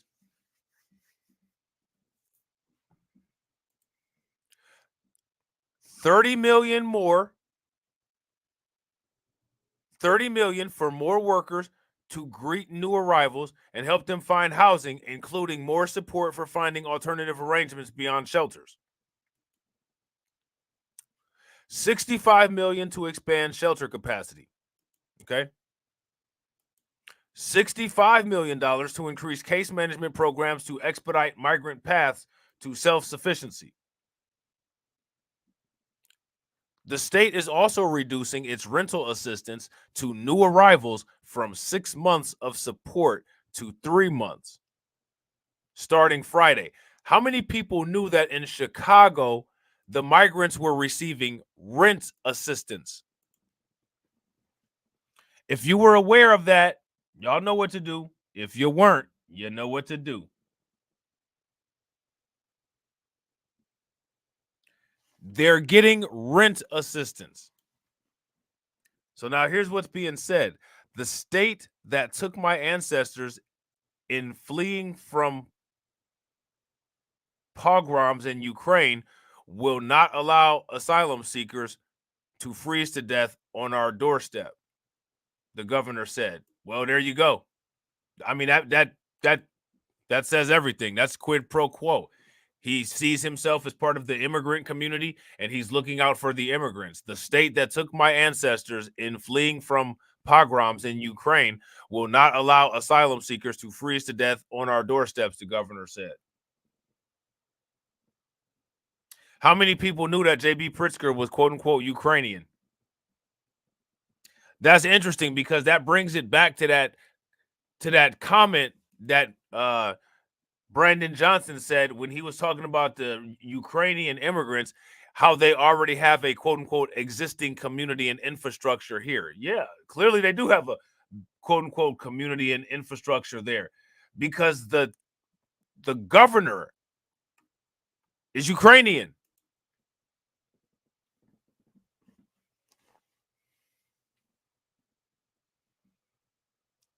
That's a pretty important piece of a quote-unquote existing infrastructure, wouldn't you say?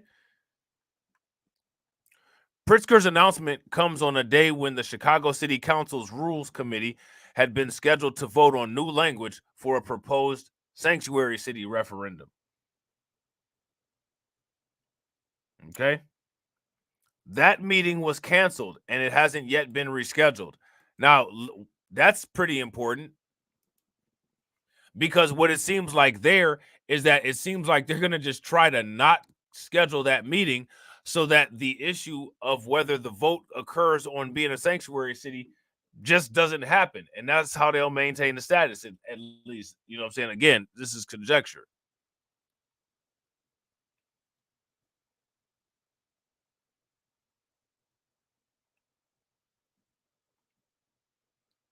So my question for you guys is, what do you all think about that?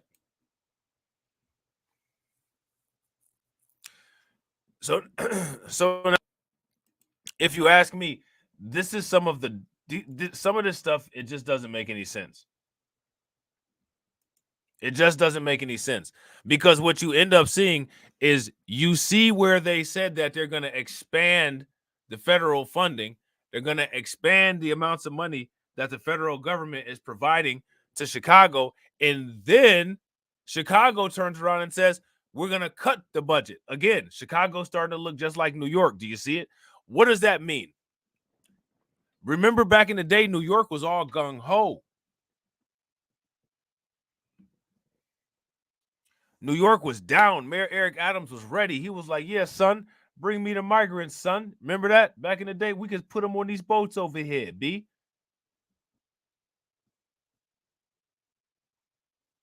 Now he's like, listen up. Y'all ain't got to go home, but you got to get the hell out of here. Shout out to the hip-hop mayor. Rest in peace, Notorious B.I.G. But in New York City, things done changed. You know what I'm saying?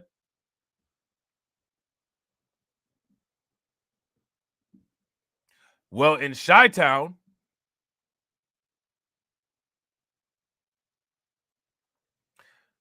it looks like these immigrants are about to let that adrenaline rush.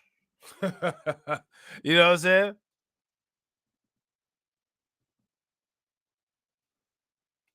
They got the city so functified. It's bad out here. You know what I'm saying? It's bad. They cutting the budget. Just like a director. Cut.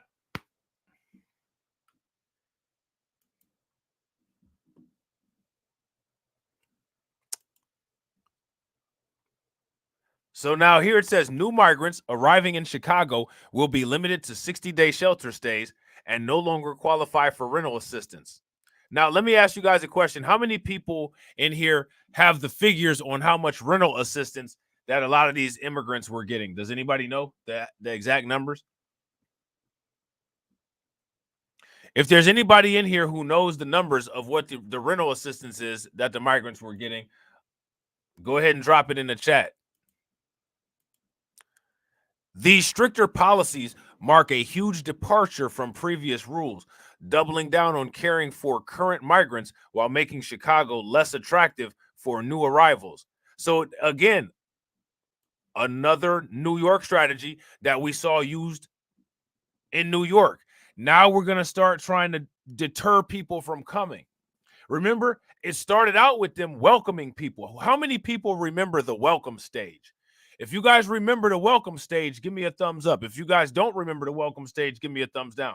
Now we're into the deterrent stage. We're going to start telling these people, well, we don't have enough room. Y'all got to chill. Yeah, shout out to Twister. You know what I'm saying? #1 county, look around me. You found me. Must have been bad to the bone with the mask and the chrome. The shot gonna die from a blast to the dome.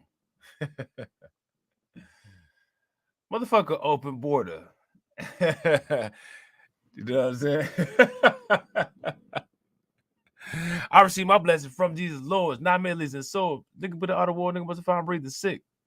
Man, do or die and do or die and Twister flamed Bone Thugs and Harmony, man. Do y'all remember that when they was beefing? You remember that song that they took the Enter the Dragon beat, busting back? Motherfucker bust at me, you better believe I'm busting back. I'm a hustler, Kill, killer, be killed. AK from Do or Die was my favorite member, man. That brother had skills. You know what I'm saying? But anyway, driving the news. Here he is. It's your boy. Mayor Brandon Johnson's office released a suite of tougher shelter rules on Friday, a day after Governor J.B. Pritzker unveiled new cuts to state rental assistance for migrants. So now let me ask you guys this question. Why do you all feel that J.B. Pritzker is cutting the rental assistance for the migrants? Why do you all feel that he's doing that? Yeah, Brandon Deer in the headlights Johnson. Facts. With limited funds, the state decided it would be better to stretch those dollars to reach everyone that's currently in the shelter system. Christian Cherinsky of the Illinois Department of Human Services said during a Friday press briefing. This allows folks that are making the choice to come to Chicago versus another location know exactly the benefits they will be receiving when they get here. So, I mean, they're just getting benefits. They just know that they're going to get benefits. Why do they try to sell us this narrative that these people are not getting benefits? And now, why are they not calling these handouts? We know why. I need you guys to tell me in the comment section why. Why are they not doing that? You know what I'm saying? And we almost got our 100 people in here, guys. I know we can do it before the end of the stream. We got 91 people watching and we got 14 likes. If everybody could take a moment, smash that like button and get us to 150 likes, that'd be great. Also, y'all already know if y'all haven't subscribed to the channel, hit the bell. As y'all can see, several people subscribed during the stream. And if you're not subscribed to my backup channels, take a moment and hit them bad boys too. Chicago is still a welcoming city, and we haven't closed the doors. Now, this sounds very different than what a lot of the sentiment of the citizens of Chicago is, especially in a lot of those town hall meetings. When you look at the town hall meetings of Chicago, do they sound like the people of Chicago want the doors wide open? Is that what those town hall meetings look and sound like? That those people just want those doors flung wide open? Is that what that looks like?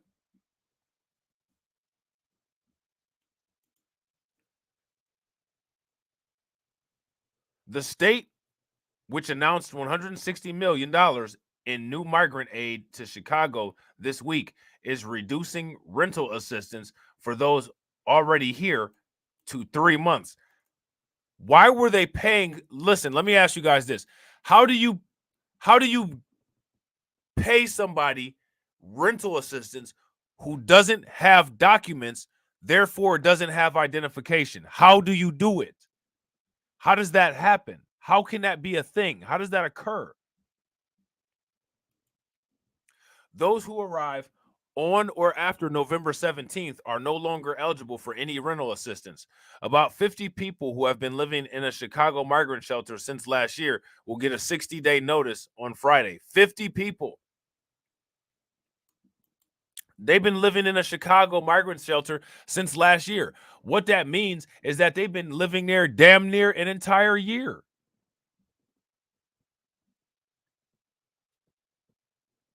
And these politicians, people are just outraged because they're getting a 60-day notice now. Yeah, I got to agree. If you guys agree with Lloyd Sky 9, give me a thumbs up. If y'all disagree, give me a thumbs down.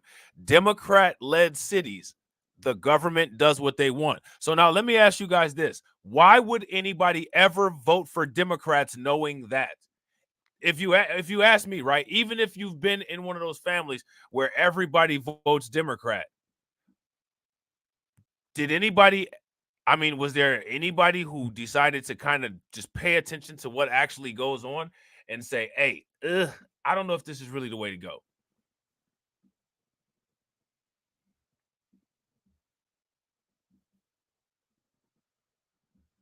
Because see me, I don't care about peer pressure. I'll be the odd man out. And honestly, I'm not trying to be funny, but like I don't care about permanent fallouts with my family. Like if we fall out, we just fall out. It is what it is. I don't care. I'd rather not. You know what I'm saying? But this is my life, my beliefs, and I'm not gonna compromise on my life and my beliefs to make somebody else happy who's not going to do the same for me. I don't think that there's anybody out there who would change their belief systems on behalf of somebody else. So I'm not willing to do that for other people, any other person. It doesn't matter who you are, blood or not. I saw stuff that I didn't think was right about the Democrats a long time ago. And thank goodness my family, the people who were Democrats in my family, because most of my family is independent, but the people that were Democrats, they're very open-minded. And the reason why they're open-minded is because they understand that family is more important than some theoretical concepts that was put here to keep people confused, mixed up, scattered, and at each other's throat anyway. I'm not going to sit here and argue with other black people about white political systems that are utilized to attempt to contain us. I'm not going to do it. Just the same way I'm not going to argue with people about religion. I can respect some people, you know what I'm saying, that believe in religious systems. Me personally, I don't. You know what I'm saying? But at the same time, no, I'm going to do my best to avoid a situation where that will cause a confrontation, because I'm not in the business of attempting to argue with black people about white brain interference. I refuse to take part in that kind of nonsense. I don't want to take part in that kind of nonsense. To me, it's some of the most unproductive, time-wasting, politic deranging nonsense that anybody could possibly do. And why people engage in it is simply beyond me.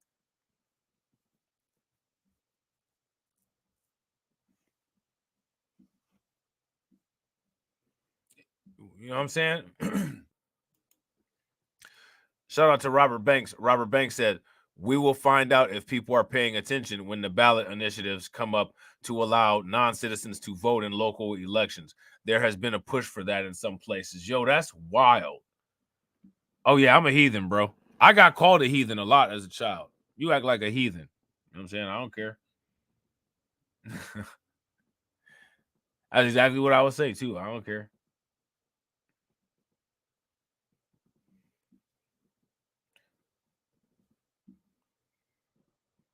Now, let me ask you guys this. Why would there be a push to allow non-citizens to vote in local elections? Who's pushing for that?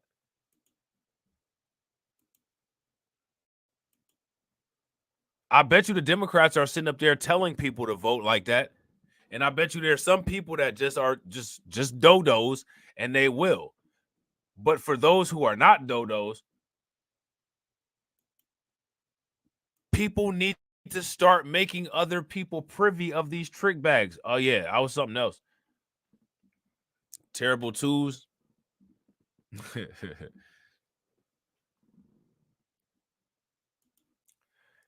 About 3,000 people who entered a shelter between January and July of this year will get their notice on on December 4th. Those who entered a shelter between August and November 16th will get 60-day warnings in February. The city didn't say who would be responsible for removing people from the shelters after their time expires, which means that if they don't have anybody assigned to that task, what that means is that that task isn't going to happen.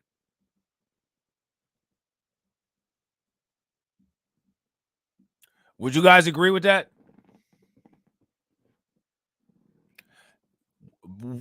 What that basically means is that if they don't have somebody who that task is assigned to, then what that means is that that task is not getting done. It's not happening.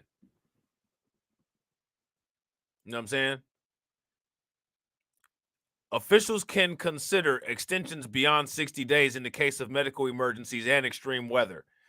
Extensions may also be granted to those who've already signed leases and are in the process of moving. Those who have reached their 60-day limit are allowed to reapply. Look at this. Reapply for a new shelter placement by returning to the city's official landing zone. So all they got to do is just keep going back to the landing zone and then come back.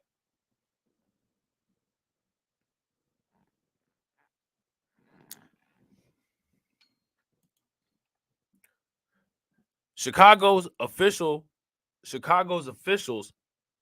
will now cite and fine bus companies that discharge migrants outside of the official landing zone and arrive outside curfew hours of 8 a.m. and 5 p.m.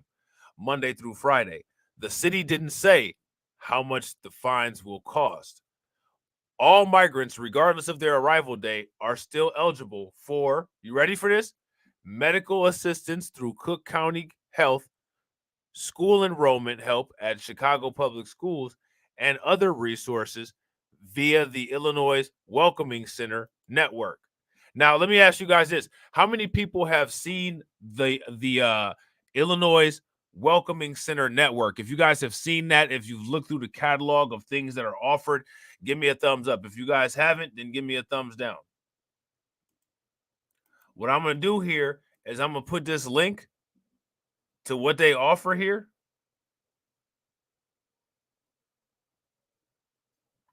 in the Discord. This is wild.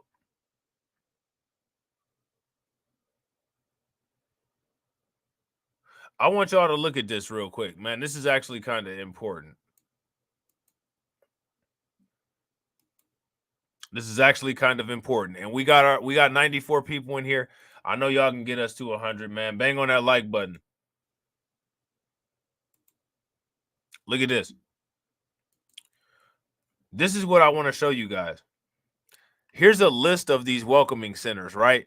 They got Arab American Family Services, Catholic Charities, Chinese American Service, Chinese Mutual Aid, Ethiopian Community Association of Chicago, Latino, Middle Eastern, Muslim women,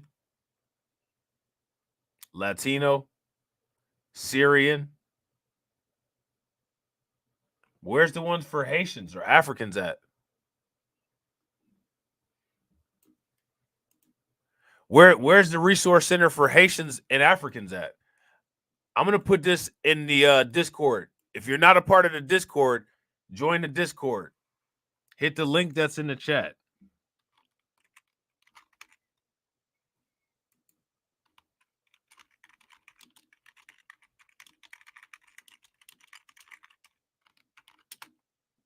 All right, hold on real quick. So I'm putting it in the Discord right now so that y'all can check it out. And then I'm going to put it in the chat. All right. Shout out to the people that's watching on the replay, gang. I want y'all to take a look at this stuff and let me know what y'all think. Migrant resources. Not a lot of stuff for the non-Latino migrants. Now, I want to ask you guys this. Why do you all think that that might be? Why do you all think that that might be? See, we gotta figure out the answer to all these questions in order to be able to overcome all of this nonsense that's in front of us. You ready for some more nonsense to be put in front of you? How many people ready for some nonsense to be put in front of them? Now, y'all know I put a lot of nonsense in front of y'all, but in most cases, people like the nonsense that I put in front of them because it's funny. You know what I'm saying? Got a, entertaining delivery. You know what I'm saying? I'm one of those people that I got those jokes that are so corny, they're hilarious. You know what I'm saying? So they're going to give migrants, quote unquote, a little help.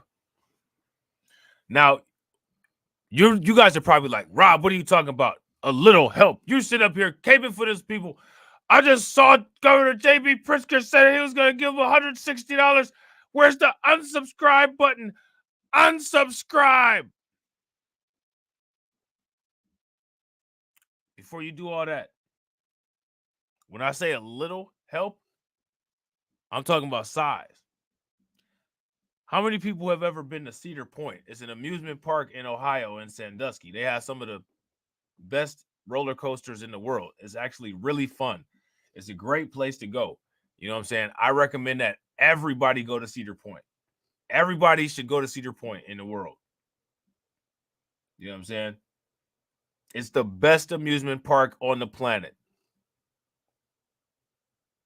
You know what I'm saying?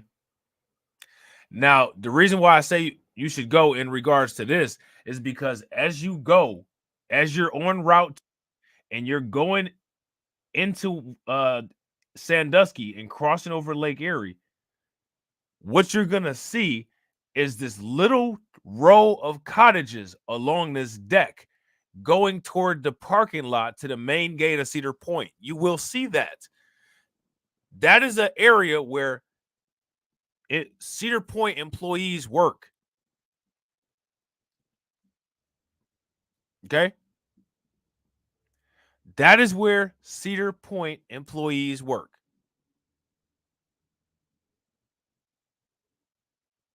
In those little cottages. If you work at Cedar Point, you get to stay in those cottages for free, and you stay out there. You live out there during the entire time that you work there because it's a seasonal job. And then once, you're done working out there, then you go home. I really wish that I had worked out there like when I was younger, like when I was in my high school years, when I was in my college years. Man, I should have applied there. We had this place called Geauga Lake, and then it got bought out by Six Flags. I worked there. That was fun, but it was small. Geauga Lake was tiny. Man, I should have worked at Cedar Point, man. Sometimes, like, when you think back about stuff that you should have did, I'm saying I should have worked at Cedar Point.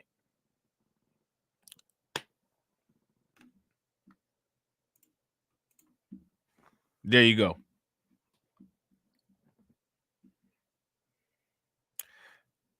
This is just absolutely insane.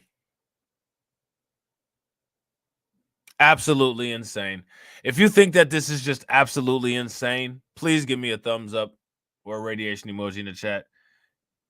If you think that this is a great idea, go ahead and put a clown face in the chat for yourself. What we're going to do is we're going to put up these little micro houses. You see, this one is number 3.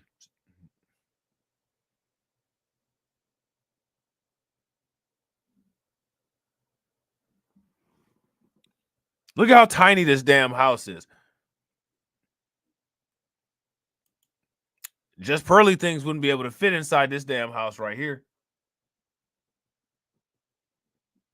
She would be all scrunched up. Could you imagine? She would be like sitting with her head hunched, with her knees up to her chin, just holding, you know what I'm saying, holding on to her knees, scrunched up inside of the house. If she had to go sit inside of this thing, you got to be a small person to live in some house like this. This little house right here. That's abuse. You know what I'm saying? Like, I mean, what? That's solitary confinement. Like, that's even smaller than a shed. What do they think that's going to do? Seriously. What's all in there? What's in that tiny little house? A migrant, but besides that, little hobbit-sized house. Facts. And this is the biggest part. Shout out to Deneen. But nothing for the homeless residents. Facts. Why couldn't they put one of these, some stuff like this together for the homeless residents? How do you just forget about the homeless people like that? Let me ask you guys a question.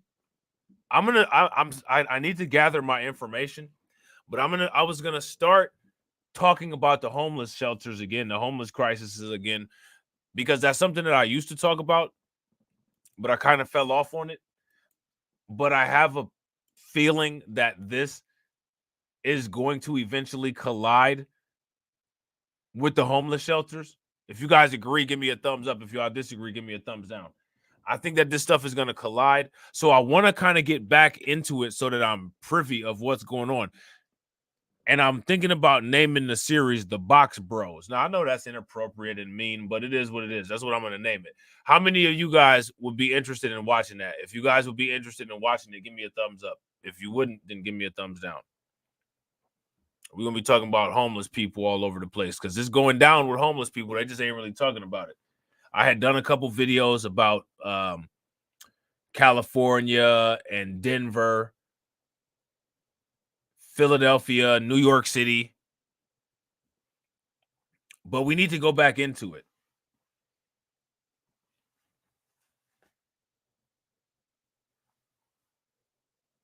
We need to get back into it.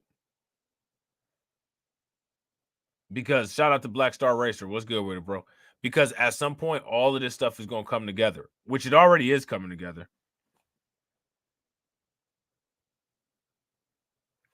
But it's going to come together in an even more obvious way. So how many people heard about these micro homes that they plan on using to help migrants in Chicago? Did y'all hear about this? Is this the first place y'all hearing about this? Because I hadn't heard about this until today. Just heard about it. Okay. A Chicago company is pushing a solution for sheltering both migrants and the unhoused, micro homes. Now, let me ask you guys a question. When a company is pushing a solution, are those companies pushing those solutions because they care so much about the integrity of society, or are they pushing those solutions because they want to get some of them ducats?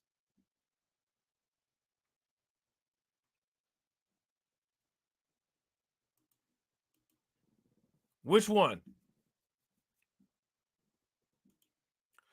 Housing and shelter is scarce for the thousands of migrants and unhoused as winter looms.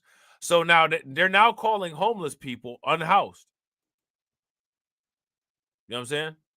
So just so we know that there's a little bit of update in slang, how we talk about things here. Inherent Homes has developed a prototype to provide an alternative to tents on sidewalks and under viaducts that can be built fast in their Lawndale facility. The new micro homes are 80 square feet and can house up to 6 people. Inherent CEO Tim Swanson tells Axios. They include a loft bed over 5 feet in headspace and a composting toilet. Man, that's like Mad Max conditions. That's like apocalypse conditions. A composting toilet. Man, they wilding out there, man.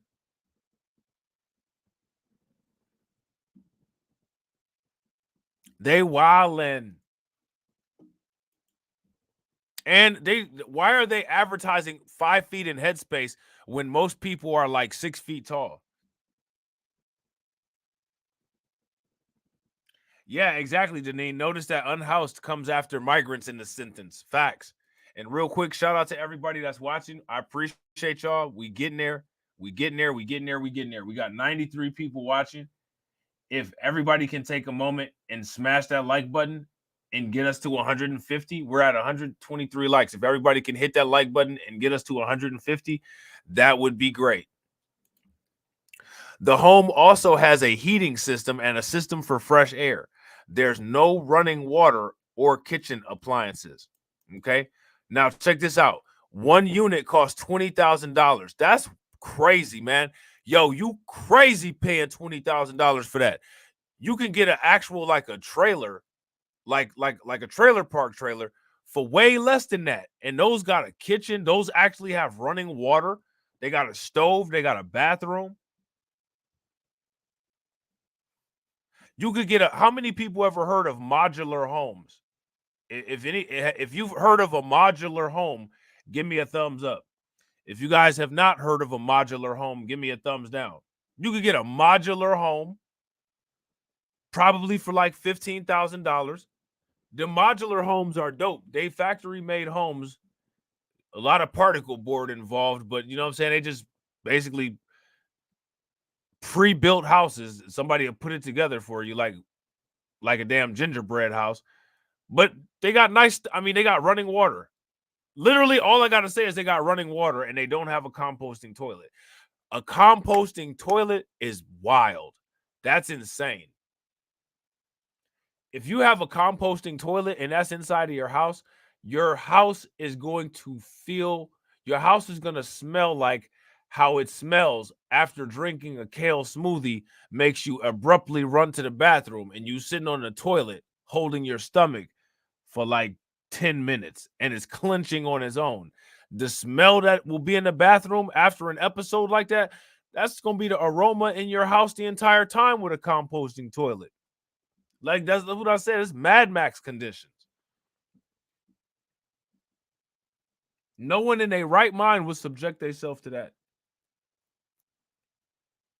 Them folks would be permanently bent over. I don't know if from the smell of the composting toilet or because the ceiling is so damn low. But I'm still tripping. Like that. Those houses are like the size of inside of an elevator. And they got a composting toilet in there. Y'all in violation for even engineering the design like that. Y'all don't care about people doing something like that. You know what I'm saying? They don't care about you. Wouldn't nobody subject somebody to something like that if they cared about you? Fecal flakes in the air. You walk in there like, ooh. Like you had you had one of those reactions where your face just stays stuck like you had a stroke because it smells so nasty. Have y'all ever had a stink stroke? If you ever had a stink stroke, give me a thumbs up. If you haven't ever had a stink stroke, then give me a thumbs down. A stink stroke is when you smell something that smells horrible and you can't control your face and it just scrunches up on its own. And like you can't unscrunch it until the smell goes away. Somebody be like, you okay? Look like you just kind of had a stroke. Nah, I'm all right. You know what I'm saying? You even kind of sound funny because your mouth is all stretched out and bent up and bent down in certain kind of ways. That kind of stuff happens to people. Oh God. I see. I just had the stink stroke just now. Leonard said your house would smell like a P. Diddy party. Oh man. Ooh. That's shout out to my man. We lit. That's crazy work. Oh man, that's crazy work, man. Damn. Why would you do that? Why would you do that? Why would you do that? Why would you make it like that? I'm not paying $20,000 for no composting toilet and no house that's the size of a damn elevator. I'm not doing it.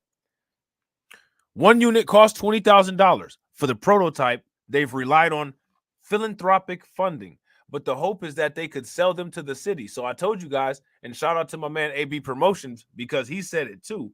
They trying to get them ducats.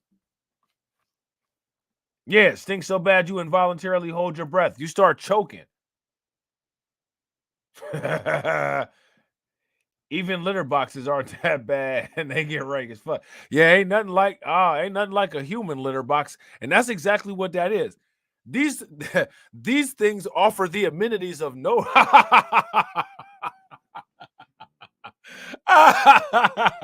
Wait a minute. Think about this. Why would you come to the United States? Why would you come to the United States?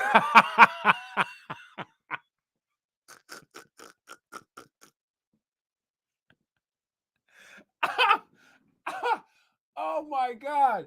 Why would you come to the United States to be offered an elevator-sized room with a human litter box in it? What the hell?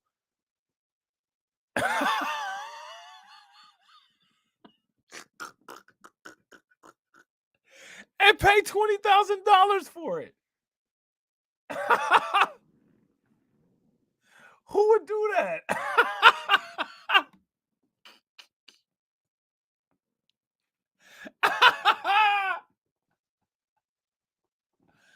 Oh man. What the hell?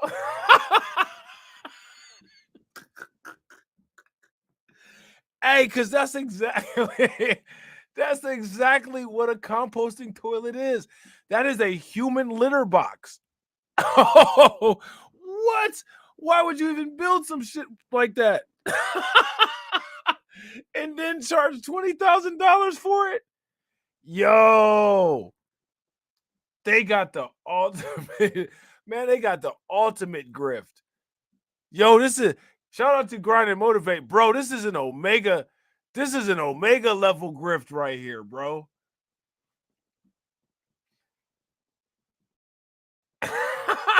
Right.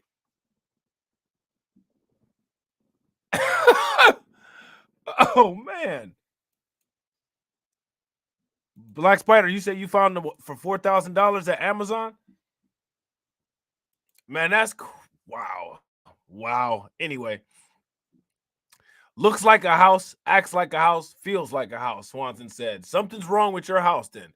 There ain't no way that no elevator-sized little box with a roof on it, with a human litter box inside of it, that's only 5 feet tall, should feel like any house that anybody is used to being in. You should not walk into that thing and be like, this feels like home.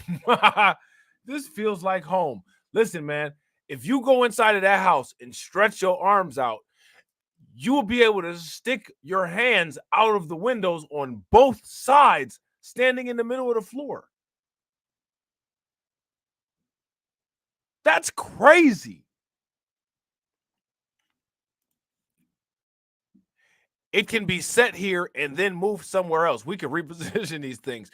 You know what else? Hey, you know what else can reposition those things? A tornado.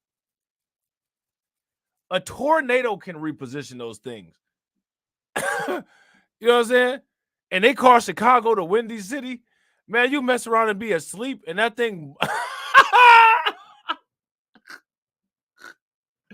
That thing blow over and fall down.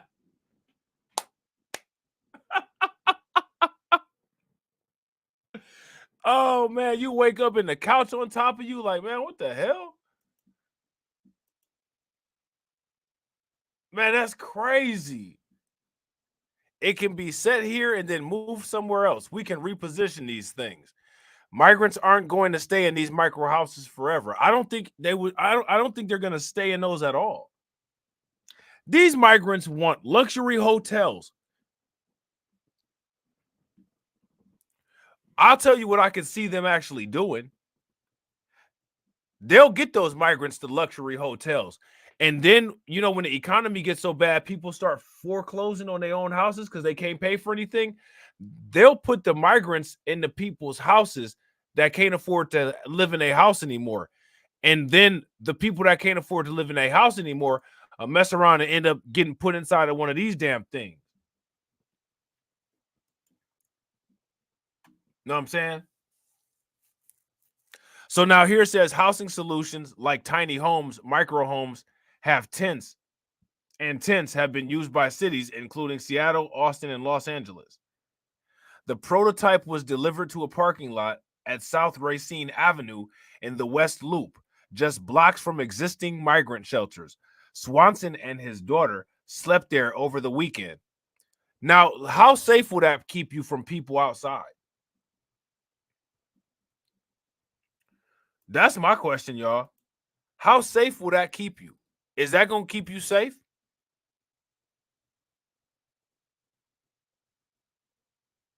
Because I seriously don't know how safe that will keep you.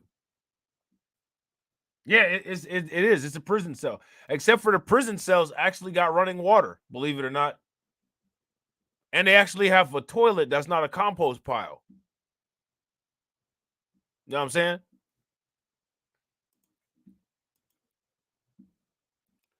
The prototype was delivered to a parking lot at South Racine Avenue in the West Loop, just blocks from existing migrant shelters. Swanson and his daughter slept there over a weekend. Swanson believes the micro homes could eventually be used in over 30,000 vacant lots spread across the city. If the city wanted those houses, Swanson said it would take less than a month for production to ramp up and they could produce several units per month. I bet you they can. I bet you all they do is just 3D print those houses.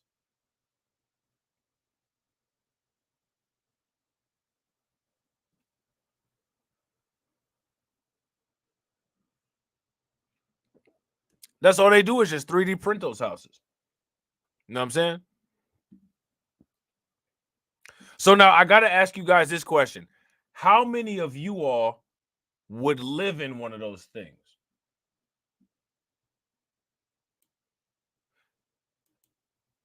I know y'all would live in one of them places. How many of y'all would live in those?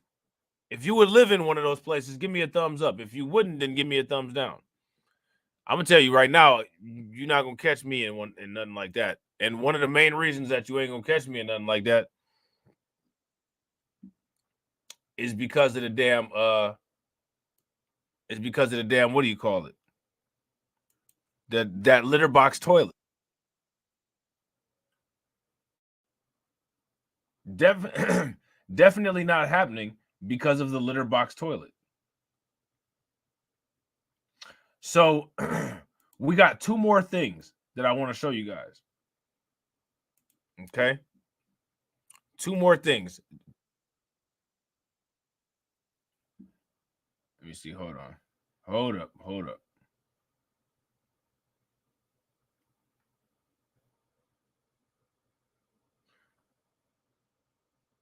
All right. Yeah. So we got two more things. And then we'll be quick.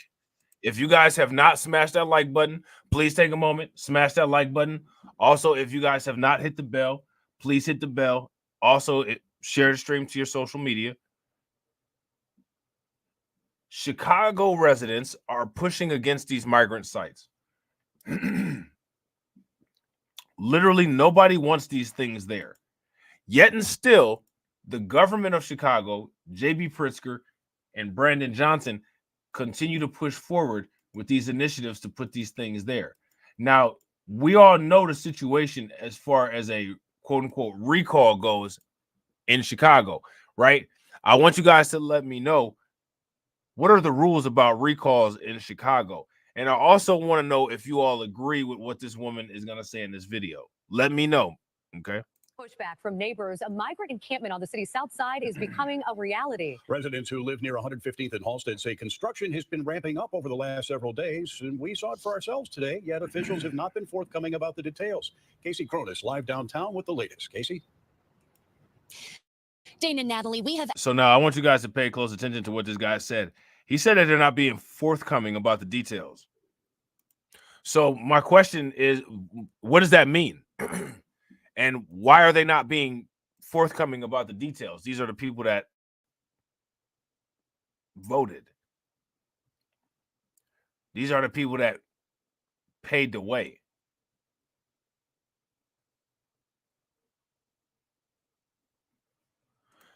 So my question is, why are they not saying anything about the details? Well, back here at home, despite months of pushback from neighbors, a migrant encampment on the city's south side is becoming a reality. Residents who live near 115th and Halsted say construction has been ramping up over the last several days, and we saw it for ourselves today, yet officials have not been forthcoming about the details. Casey Cronus live downtown with the latest. Casey?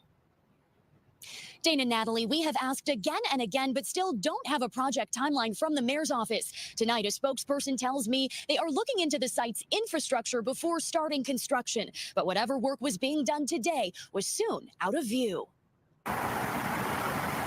Behind a newly installed chain link fence that surrounds a once bustling grocery store, there's no denying that movement is being made. Yes, I heard they were out until 1 o'clock in the morning. But it's progress that on Sunday, crews were quick to cover up just minutes after we got there. First, a water department truck was positioned directly in front of our Fox 32 camera, seemingly trying to obstruct our view. Now, let me ask you guys a question. Isn't that interesting? In New York City, there's no recording allowed of the migrant shelters.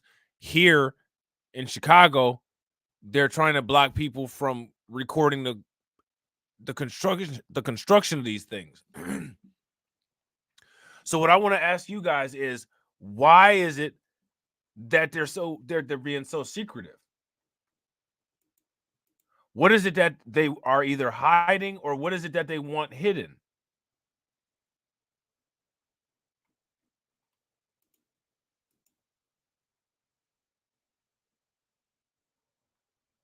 That's the question.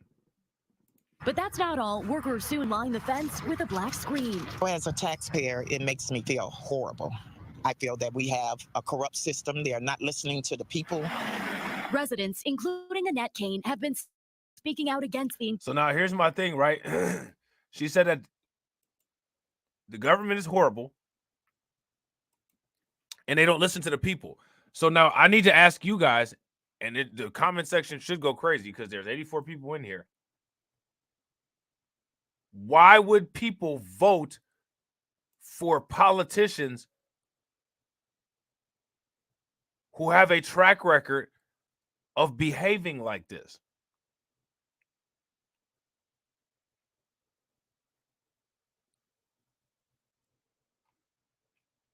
That's my question. The people. Residents, including Annette Kane, have been speaking out against the encampment since the very start. So now I'm looking as a single mom, what about us? Like Kane, Jaquetta Vaughn's concern stems from a lack of resources for residents. How about build something for the kids, the community? But instead, this is the first thing that you do is build a tent city. City officials are adamant a mixed-use housing development planned for the same site will go off without a hitch next fall. But neighbors say they're losing hope. I don't believe if it happens, it won't be for us. Meanwhile, community activist Patrick Gibbons says he is turning up the heat. What we want to do is we want to file an injunction against the city of Chicago. Gibbons says he hopes to take legal action by Thanksgiving. The mayor's office should be more transparent, and there's a lack of communication all the way around. We asked the mayor's office when the encampment will be operational, but they didn't answer that question. We also contacted Alderman Ronnie Mosley to see if he would share any more details with us, but did not hear back. So there's that. People are not happy. And what's most important there is, like I've been saying through the theme of all of this, is that they're moving on, whether people like it or not, which is wild, because that is not at all how the political system is supposed to work. And that's definitely not how the American political system is advertised. So we got to ask the question, what's up with the priorities and what's going on here?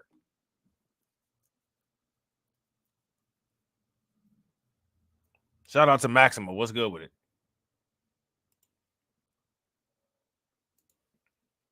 At public events and press conferences, Brandon Johnson speaks directly to his base. There's no filter. He does not modify messaging for reporters or those who don't side with his political philosophy. This teacher turned activist turned politician is unapologetic about his agenda, the working class and people of color.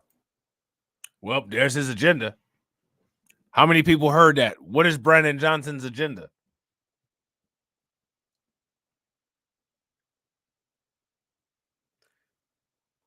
If you have that kind of agenda, that's already being apologetic. So to use the words unapologetic in regards to describing him is just not a good way to describe anything or anybody. Would you guys agree? But a brother's working every day. Real eyes. His black card, right? Real eyes, will never be revoked. And real eyes. That's also Tupac Shakur. His black card has already been revoked. Your black card should get revoked if you're doing harmful things to black people and if you're not helping anything.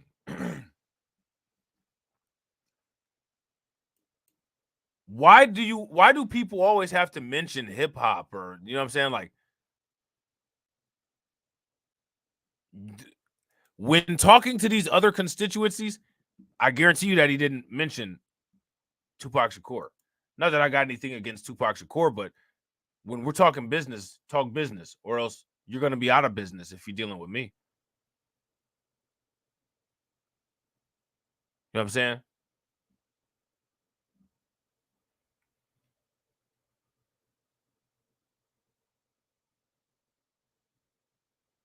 Does that make sense? Now, let me ask you guys a question.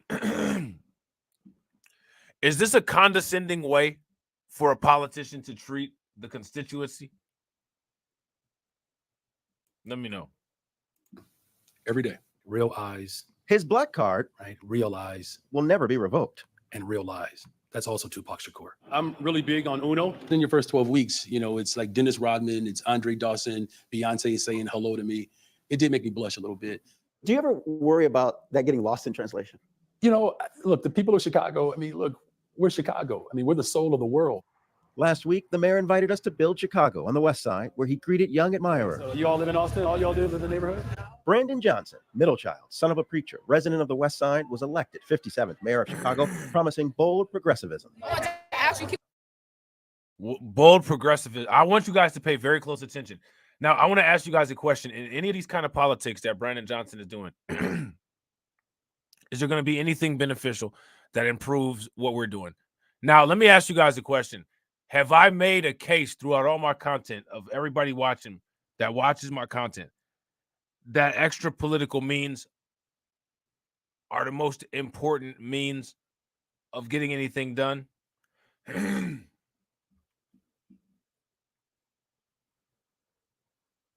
Yeah, I gotta agree. If you guys agree with Lloyd Sky 9, give me a thumbs up. If you guys disagree, give me a thumbs down. I agree 100%. Facts. More facts.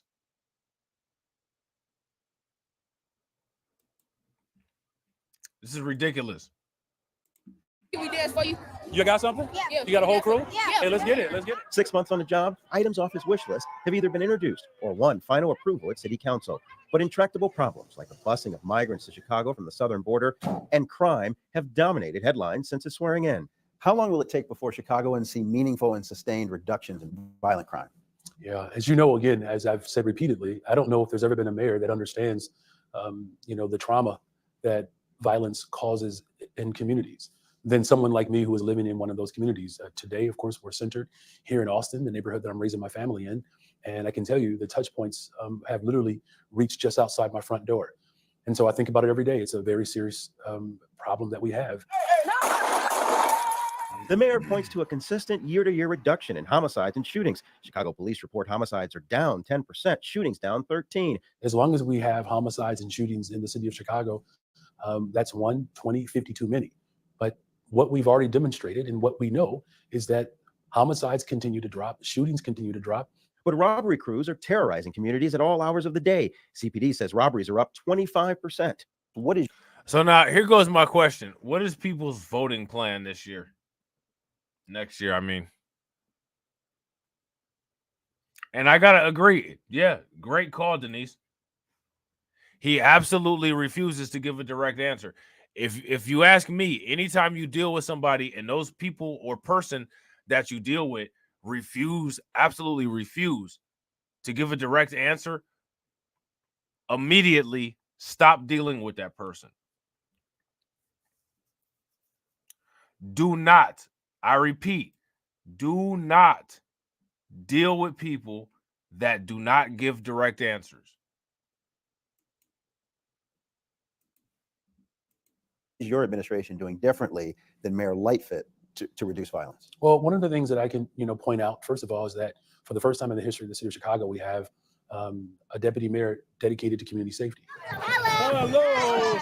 On his first week on the job, Mayor Johnson appointed Gary and Gatewood deputy mayor for community safety, tasking him with addressing the root causes of crime. Whether one person coordinating the entire city effort can make a difference remains to be seen. It's not just one entity. You cannot continue to rely upon policing alone to address violence. Council will come to order. Madam Clerk, please take a quorum roll call. Although the Johnson era kicks off with city council in disarray, protesters shouting down alders, shame on you! Shame on you! Fights over rules and procedures. You are intentionally disenfranchising 3 black aldermen. Man.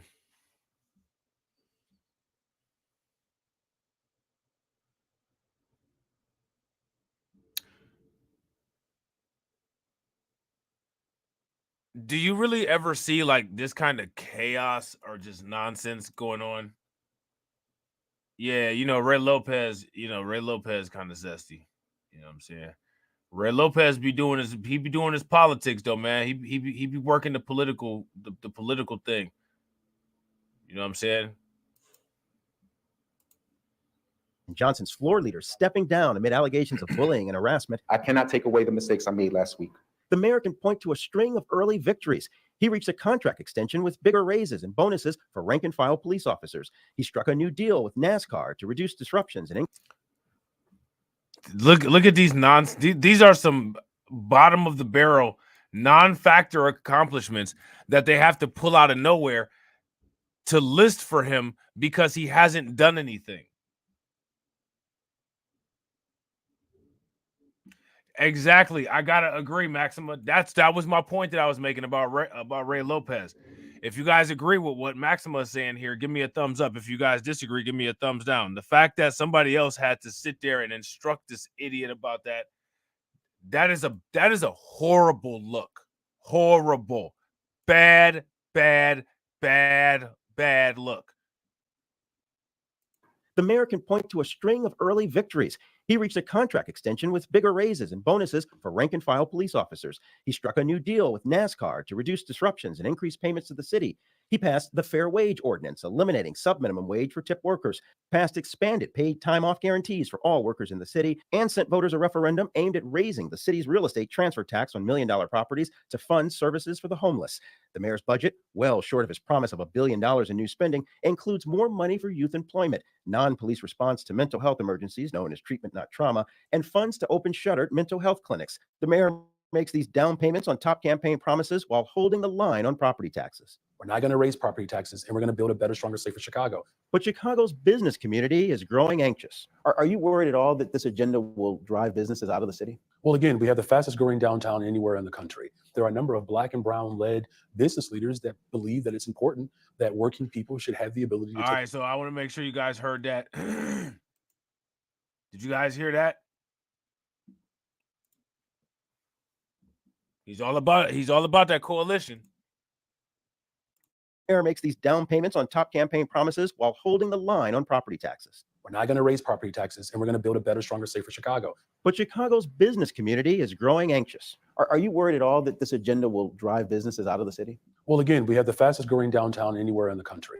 There are a number of Black and brown led business leaders that believe that it's important that working people should have the ability to take a sick day or a day off to be able to, deal with life. And everything that I'm doing is everything that I've committed to doing, and that's investing in people.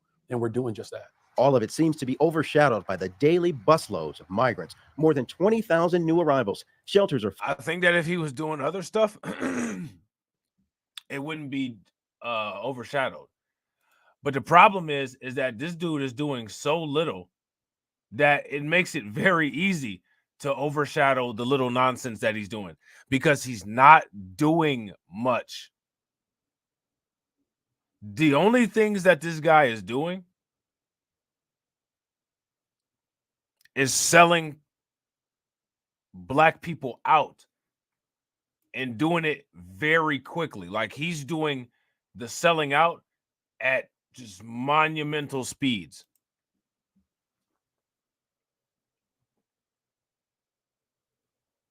Yeah, I gotta agree. Shout out to DSB. I agree.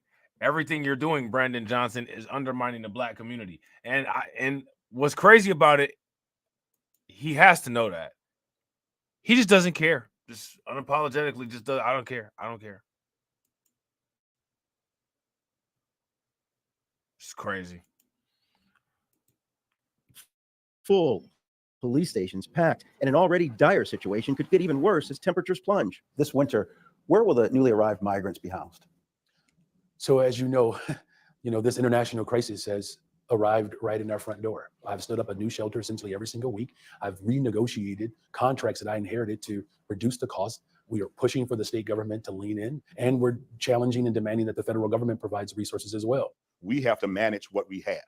We have a finite budget. Former alderman and Johnson's rival in the mayoral race, Roderick Sawyer, is one of a number of African-American leaders saying his community feels ignored. Everyone has a soft spot, particularly when you see children in diapers walking in front of police stations. But at the same time, that there is a feeling amongst a lot of people that where was all this outcry when we were hurting? Yeah, I mean, that's facts, what that guy just said. And I got to agree with Deneen, not even trying to hide it. Now, here goes the thing, right? I want people to understand this, right? Because people need to understand who and what they're dealing with. One of the reasons why these people don't hide it is because these people truly and literally believe everything they're told.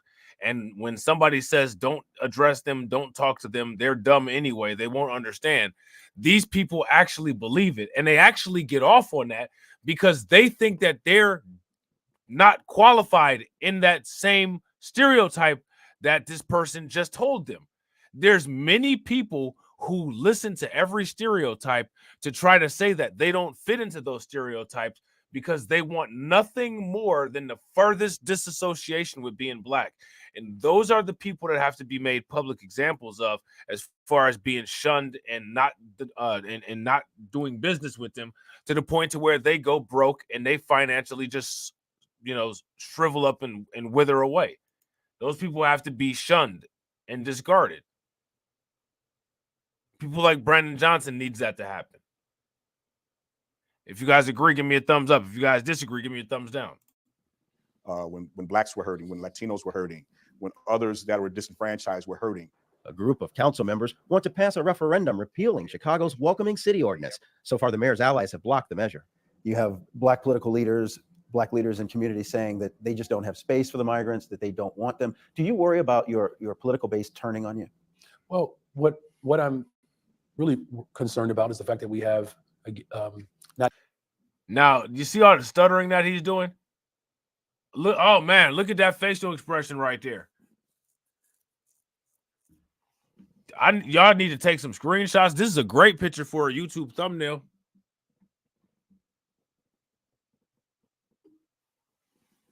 Look at that facial expression.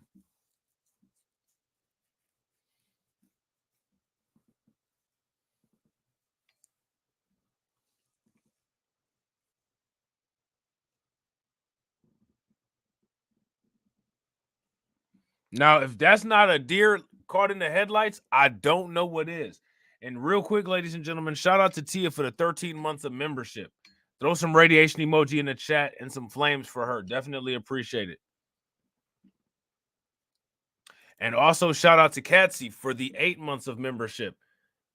Definitely appreciate it. Shout out to the members. Throw some radiation emoji in the chat for the members. And also, if you're not a member, it's one of the cheapest things that you will do all day today.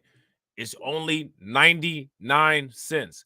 And remember, the streams only stay up until I go live again, and then they get put on members only as a safety mechanism. But 99 cents will allow you to be able to catch replays. If you're that broke and you can't afford 99 cents, for first and foremost, I feel sorry for you. But second of all the content is up on Rumble. So you always be able to check it out on Rumble. But the only problem is that on Rumble, I only got 192 subscribers, which means that not everybody will be able to watch replays if they want to. So we gotta get those numbers together. Political leaders, Black leaders in communities saying that they just don't have space for the migrants, that they don't want them. Do you worry about your political base turning on you? Well, what I'm really concerned about is the fact that we have not just an international crisis and failed policies that have caused this turmoil, but we also have individuals who are part of the right-wing extremist ideology in this country that are looking to capitalize or take advantage of this crisis. And it's actually quite sickening. I get the frustration. I was a part of a movement that pushed back against school closings in Black communities. I was a part of the movement that pushed back when mental health clinics were shut down, when public housing was dismantled and destroyed, when public employees were attacked, particularly with austere budgets, when property taxes were being raised and there was no return on those investments. Do you think Chicago will ever reach the point when it just can't accommodate new arrivals? Now, I want to ask you guys that question before he answers. Do you all think that Chicago is approaching a point of not being able to accommodate new arrivals? If you ask me, literally everything going on right now signals to me that they are quickly headed in that direction. You're starting to see Chicago mirror New York with the actions that they're taking. They're now using methods to deter people from coming there. Chicago is getting shut down when asked for more budget money. They're on the way there. And I agree with Lloyd Scott Nines. He's not going to answer the question. We have reached, our capacity has been stretched in this city. But we're not there yet. Well, what I can say is this emphatically, that without intervention from the state and the federal government, the mission that I inherited, we will not be able to hold the entire burden ourselves. Mayor Johnson says he's not waiting for that to happen. He's changing the way the city handles newly arriving busloads of asylum seekers, putting limits on time in shelters and connecting migrants with cities outside of Chicago. In the meantime, the rookie mayor says the crisis won't break his resolve. I know that the city of Chicago, a place that birthed the hopes and aspirations through a Jean-Baptiste Point du Sable, that same spirit still lives within the city of Chicago today. The same. Man, they won't even let these people talk about Black civil rights leaders. Do you guys see that? And they had these bought and paid Black politicians who will gladly attach themselves to what other people are doing instead of dealing with our own stuff that we have going on. Referencing in terms of our own history. This is, I don't even want to say anything to get the video messed up, but I need you guys to go in on the comment section of this video after the video. The last live stream that I did, shout out to y'all. That last live stream that I did got, I want to say 53 comments. 56 comments. We got to get 56 comments on this one too.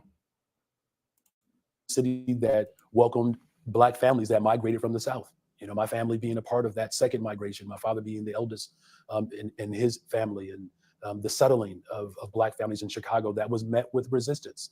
That just like we got through that tumultuous time, we're going to get through this tumultuous time as well. Despite his early policy victories, Johnson's willingness to coalition build has disappointed some members of the coalition that elected him. They wanted him to cancel the city's controversial ShotSpotter contract. And so we all know what the ShotSpotter contract is, but now this is interesting. What now this newscaster right here is using a lot of code language. So one thing that I want you guys to leave in the comment section after the stream is, what is this newscaster talking about? What is this news anchor talking about? He's using a lot of code language. I'm gonna need you guys to decode that for me. Appointed some members. Hold on real quick. The settling of Black families in Chicago that was met with resistance. That just like we got through that tumultuous time, we're going to get through this tumultuous time as well. Despite his early policy victories, Johnson's willingness to coalition build has disappointed some members of the coalition that elected him. They wanted him to cancel the city's controversial ShotSpotter contract, and they're not pleased he's increasing the police budget. It's the reality of governing versus campaigning. Timon Bradley, WGN News. So there's that. So now my question for you guys is, what do you all see as the future for Chicago? What do you all see for the future of New York? My question for you guys is, do you all see these budget cuts closing down these major cities? Let me know what you guys think in the comment section. Shout out to Tia. Definitely appreciate it. Make sure you guys throw some radiation emoji in the chat for her and some flames. Shout out to Katsy. Throw some radiation emoji in the chat for her. Throw some flames in the chat for her. And as always, ladies and gentlemen, walk up in the life. Yeah, I'm really him. Talking my shit like I'm really him. Hold up. Look, walking this bitch like, hey. Yeah, I'm really him. Talking my shit like, hey. I'm really him. Don't believe me? Come and see me. Got 3 wishes from my genie. Now I'm on your local TV. Y'all on tour, got demons. Say she wanna come and see me when I'm in a local city. I'm like, pause though. Please step aside so they can see me. And I walk up in this like, yeah, I'm really him. Talking my shit like I'm really him, on God. Walk up in this like, yeah, I'm really him. Talking my shit like I'm really him. I'm the realest from my city. That's on my knee, that's on Kiwi, that's on mamas. Nigga don't believe me, come and see me. I been dodging all that fake. All these niggas working broke, but I been getting paid. All that know me from the street. Flexing for what feature, that's like every other week. Talk behind my back, I kick my feet up, have a seat. Cause at the end of the day, all these watching me as I walk up in this like, yeah, I'm really him. Talking my shit like I'm really him, on God. Walk up in this like, yeah, I'm really him. Talking my shit like I'm really him, on God. Walk up in this like, yeah, I'm really him. Talking my shit like I'm really him. Hold up. Look, walking this bitch like, hey. Yeah, I'm really him. Talking my shit like, hey.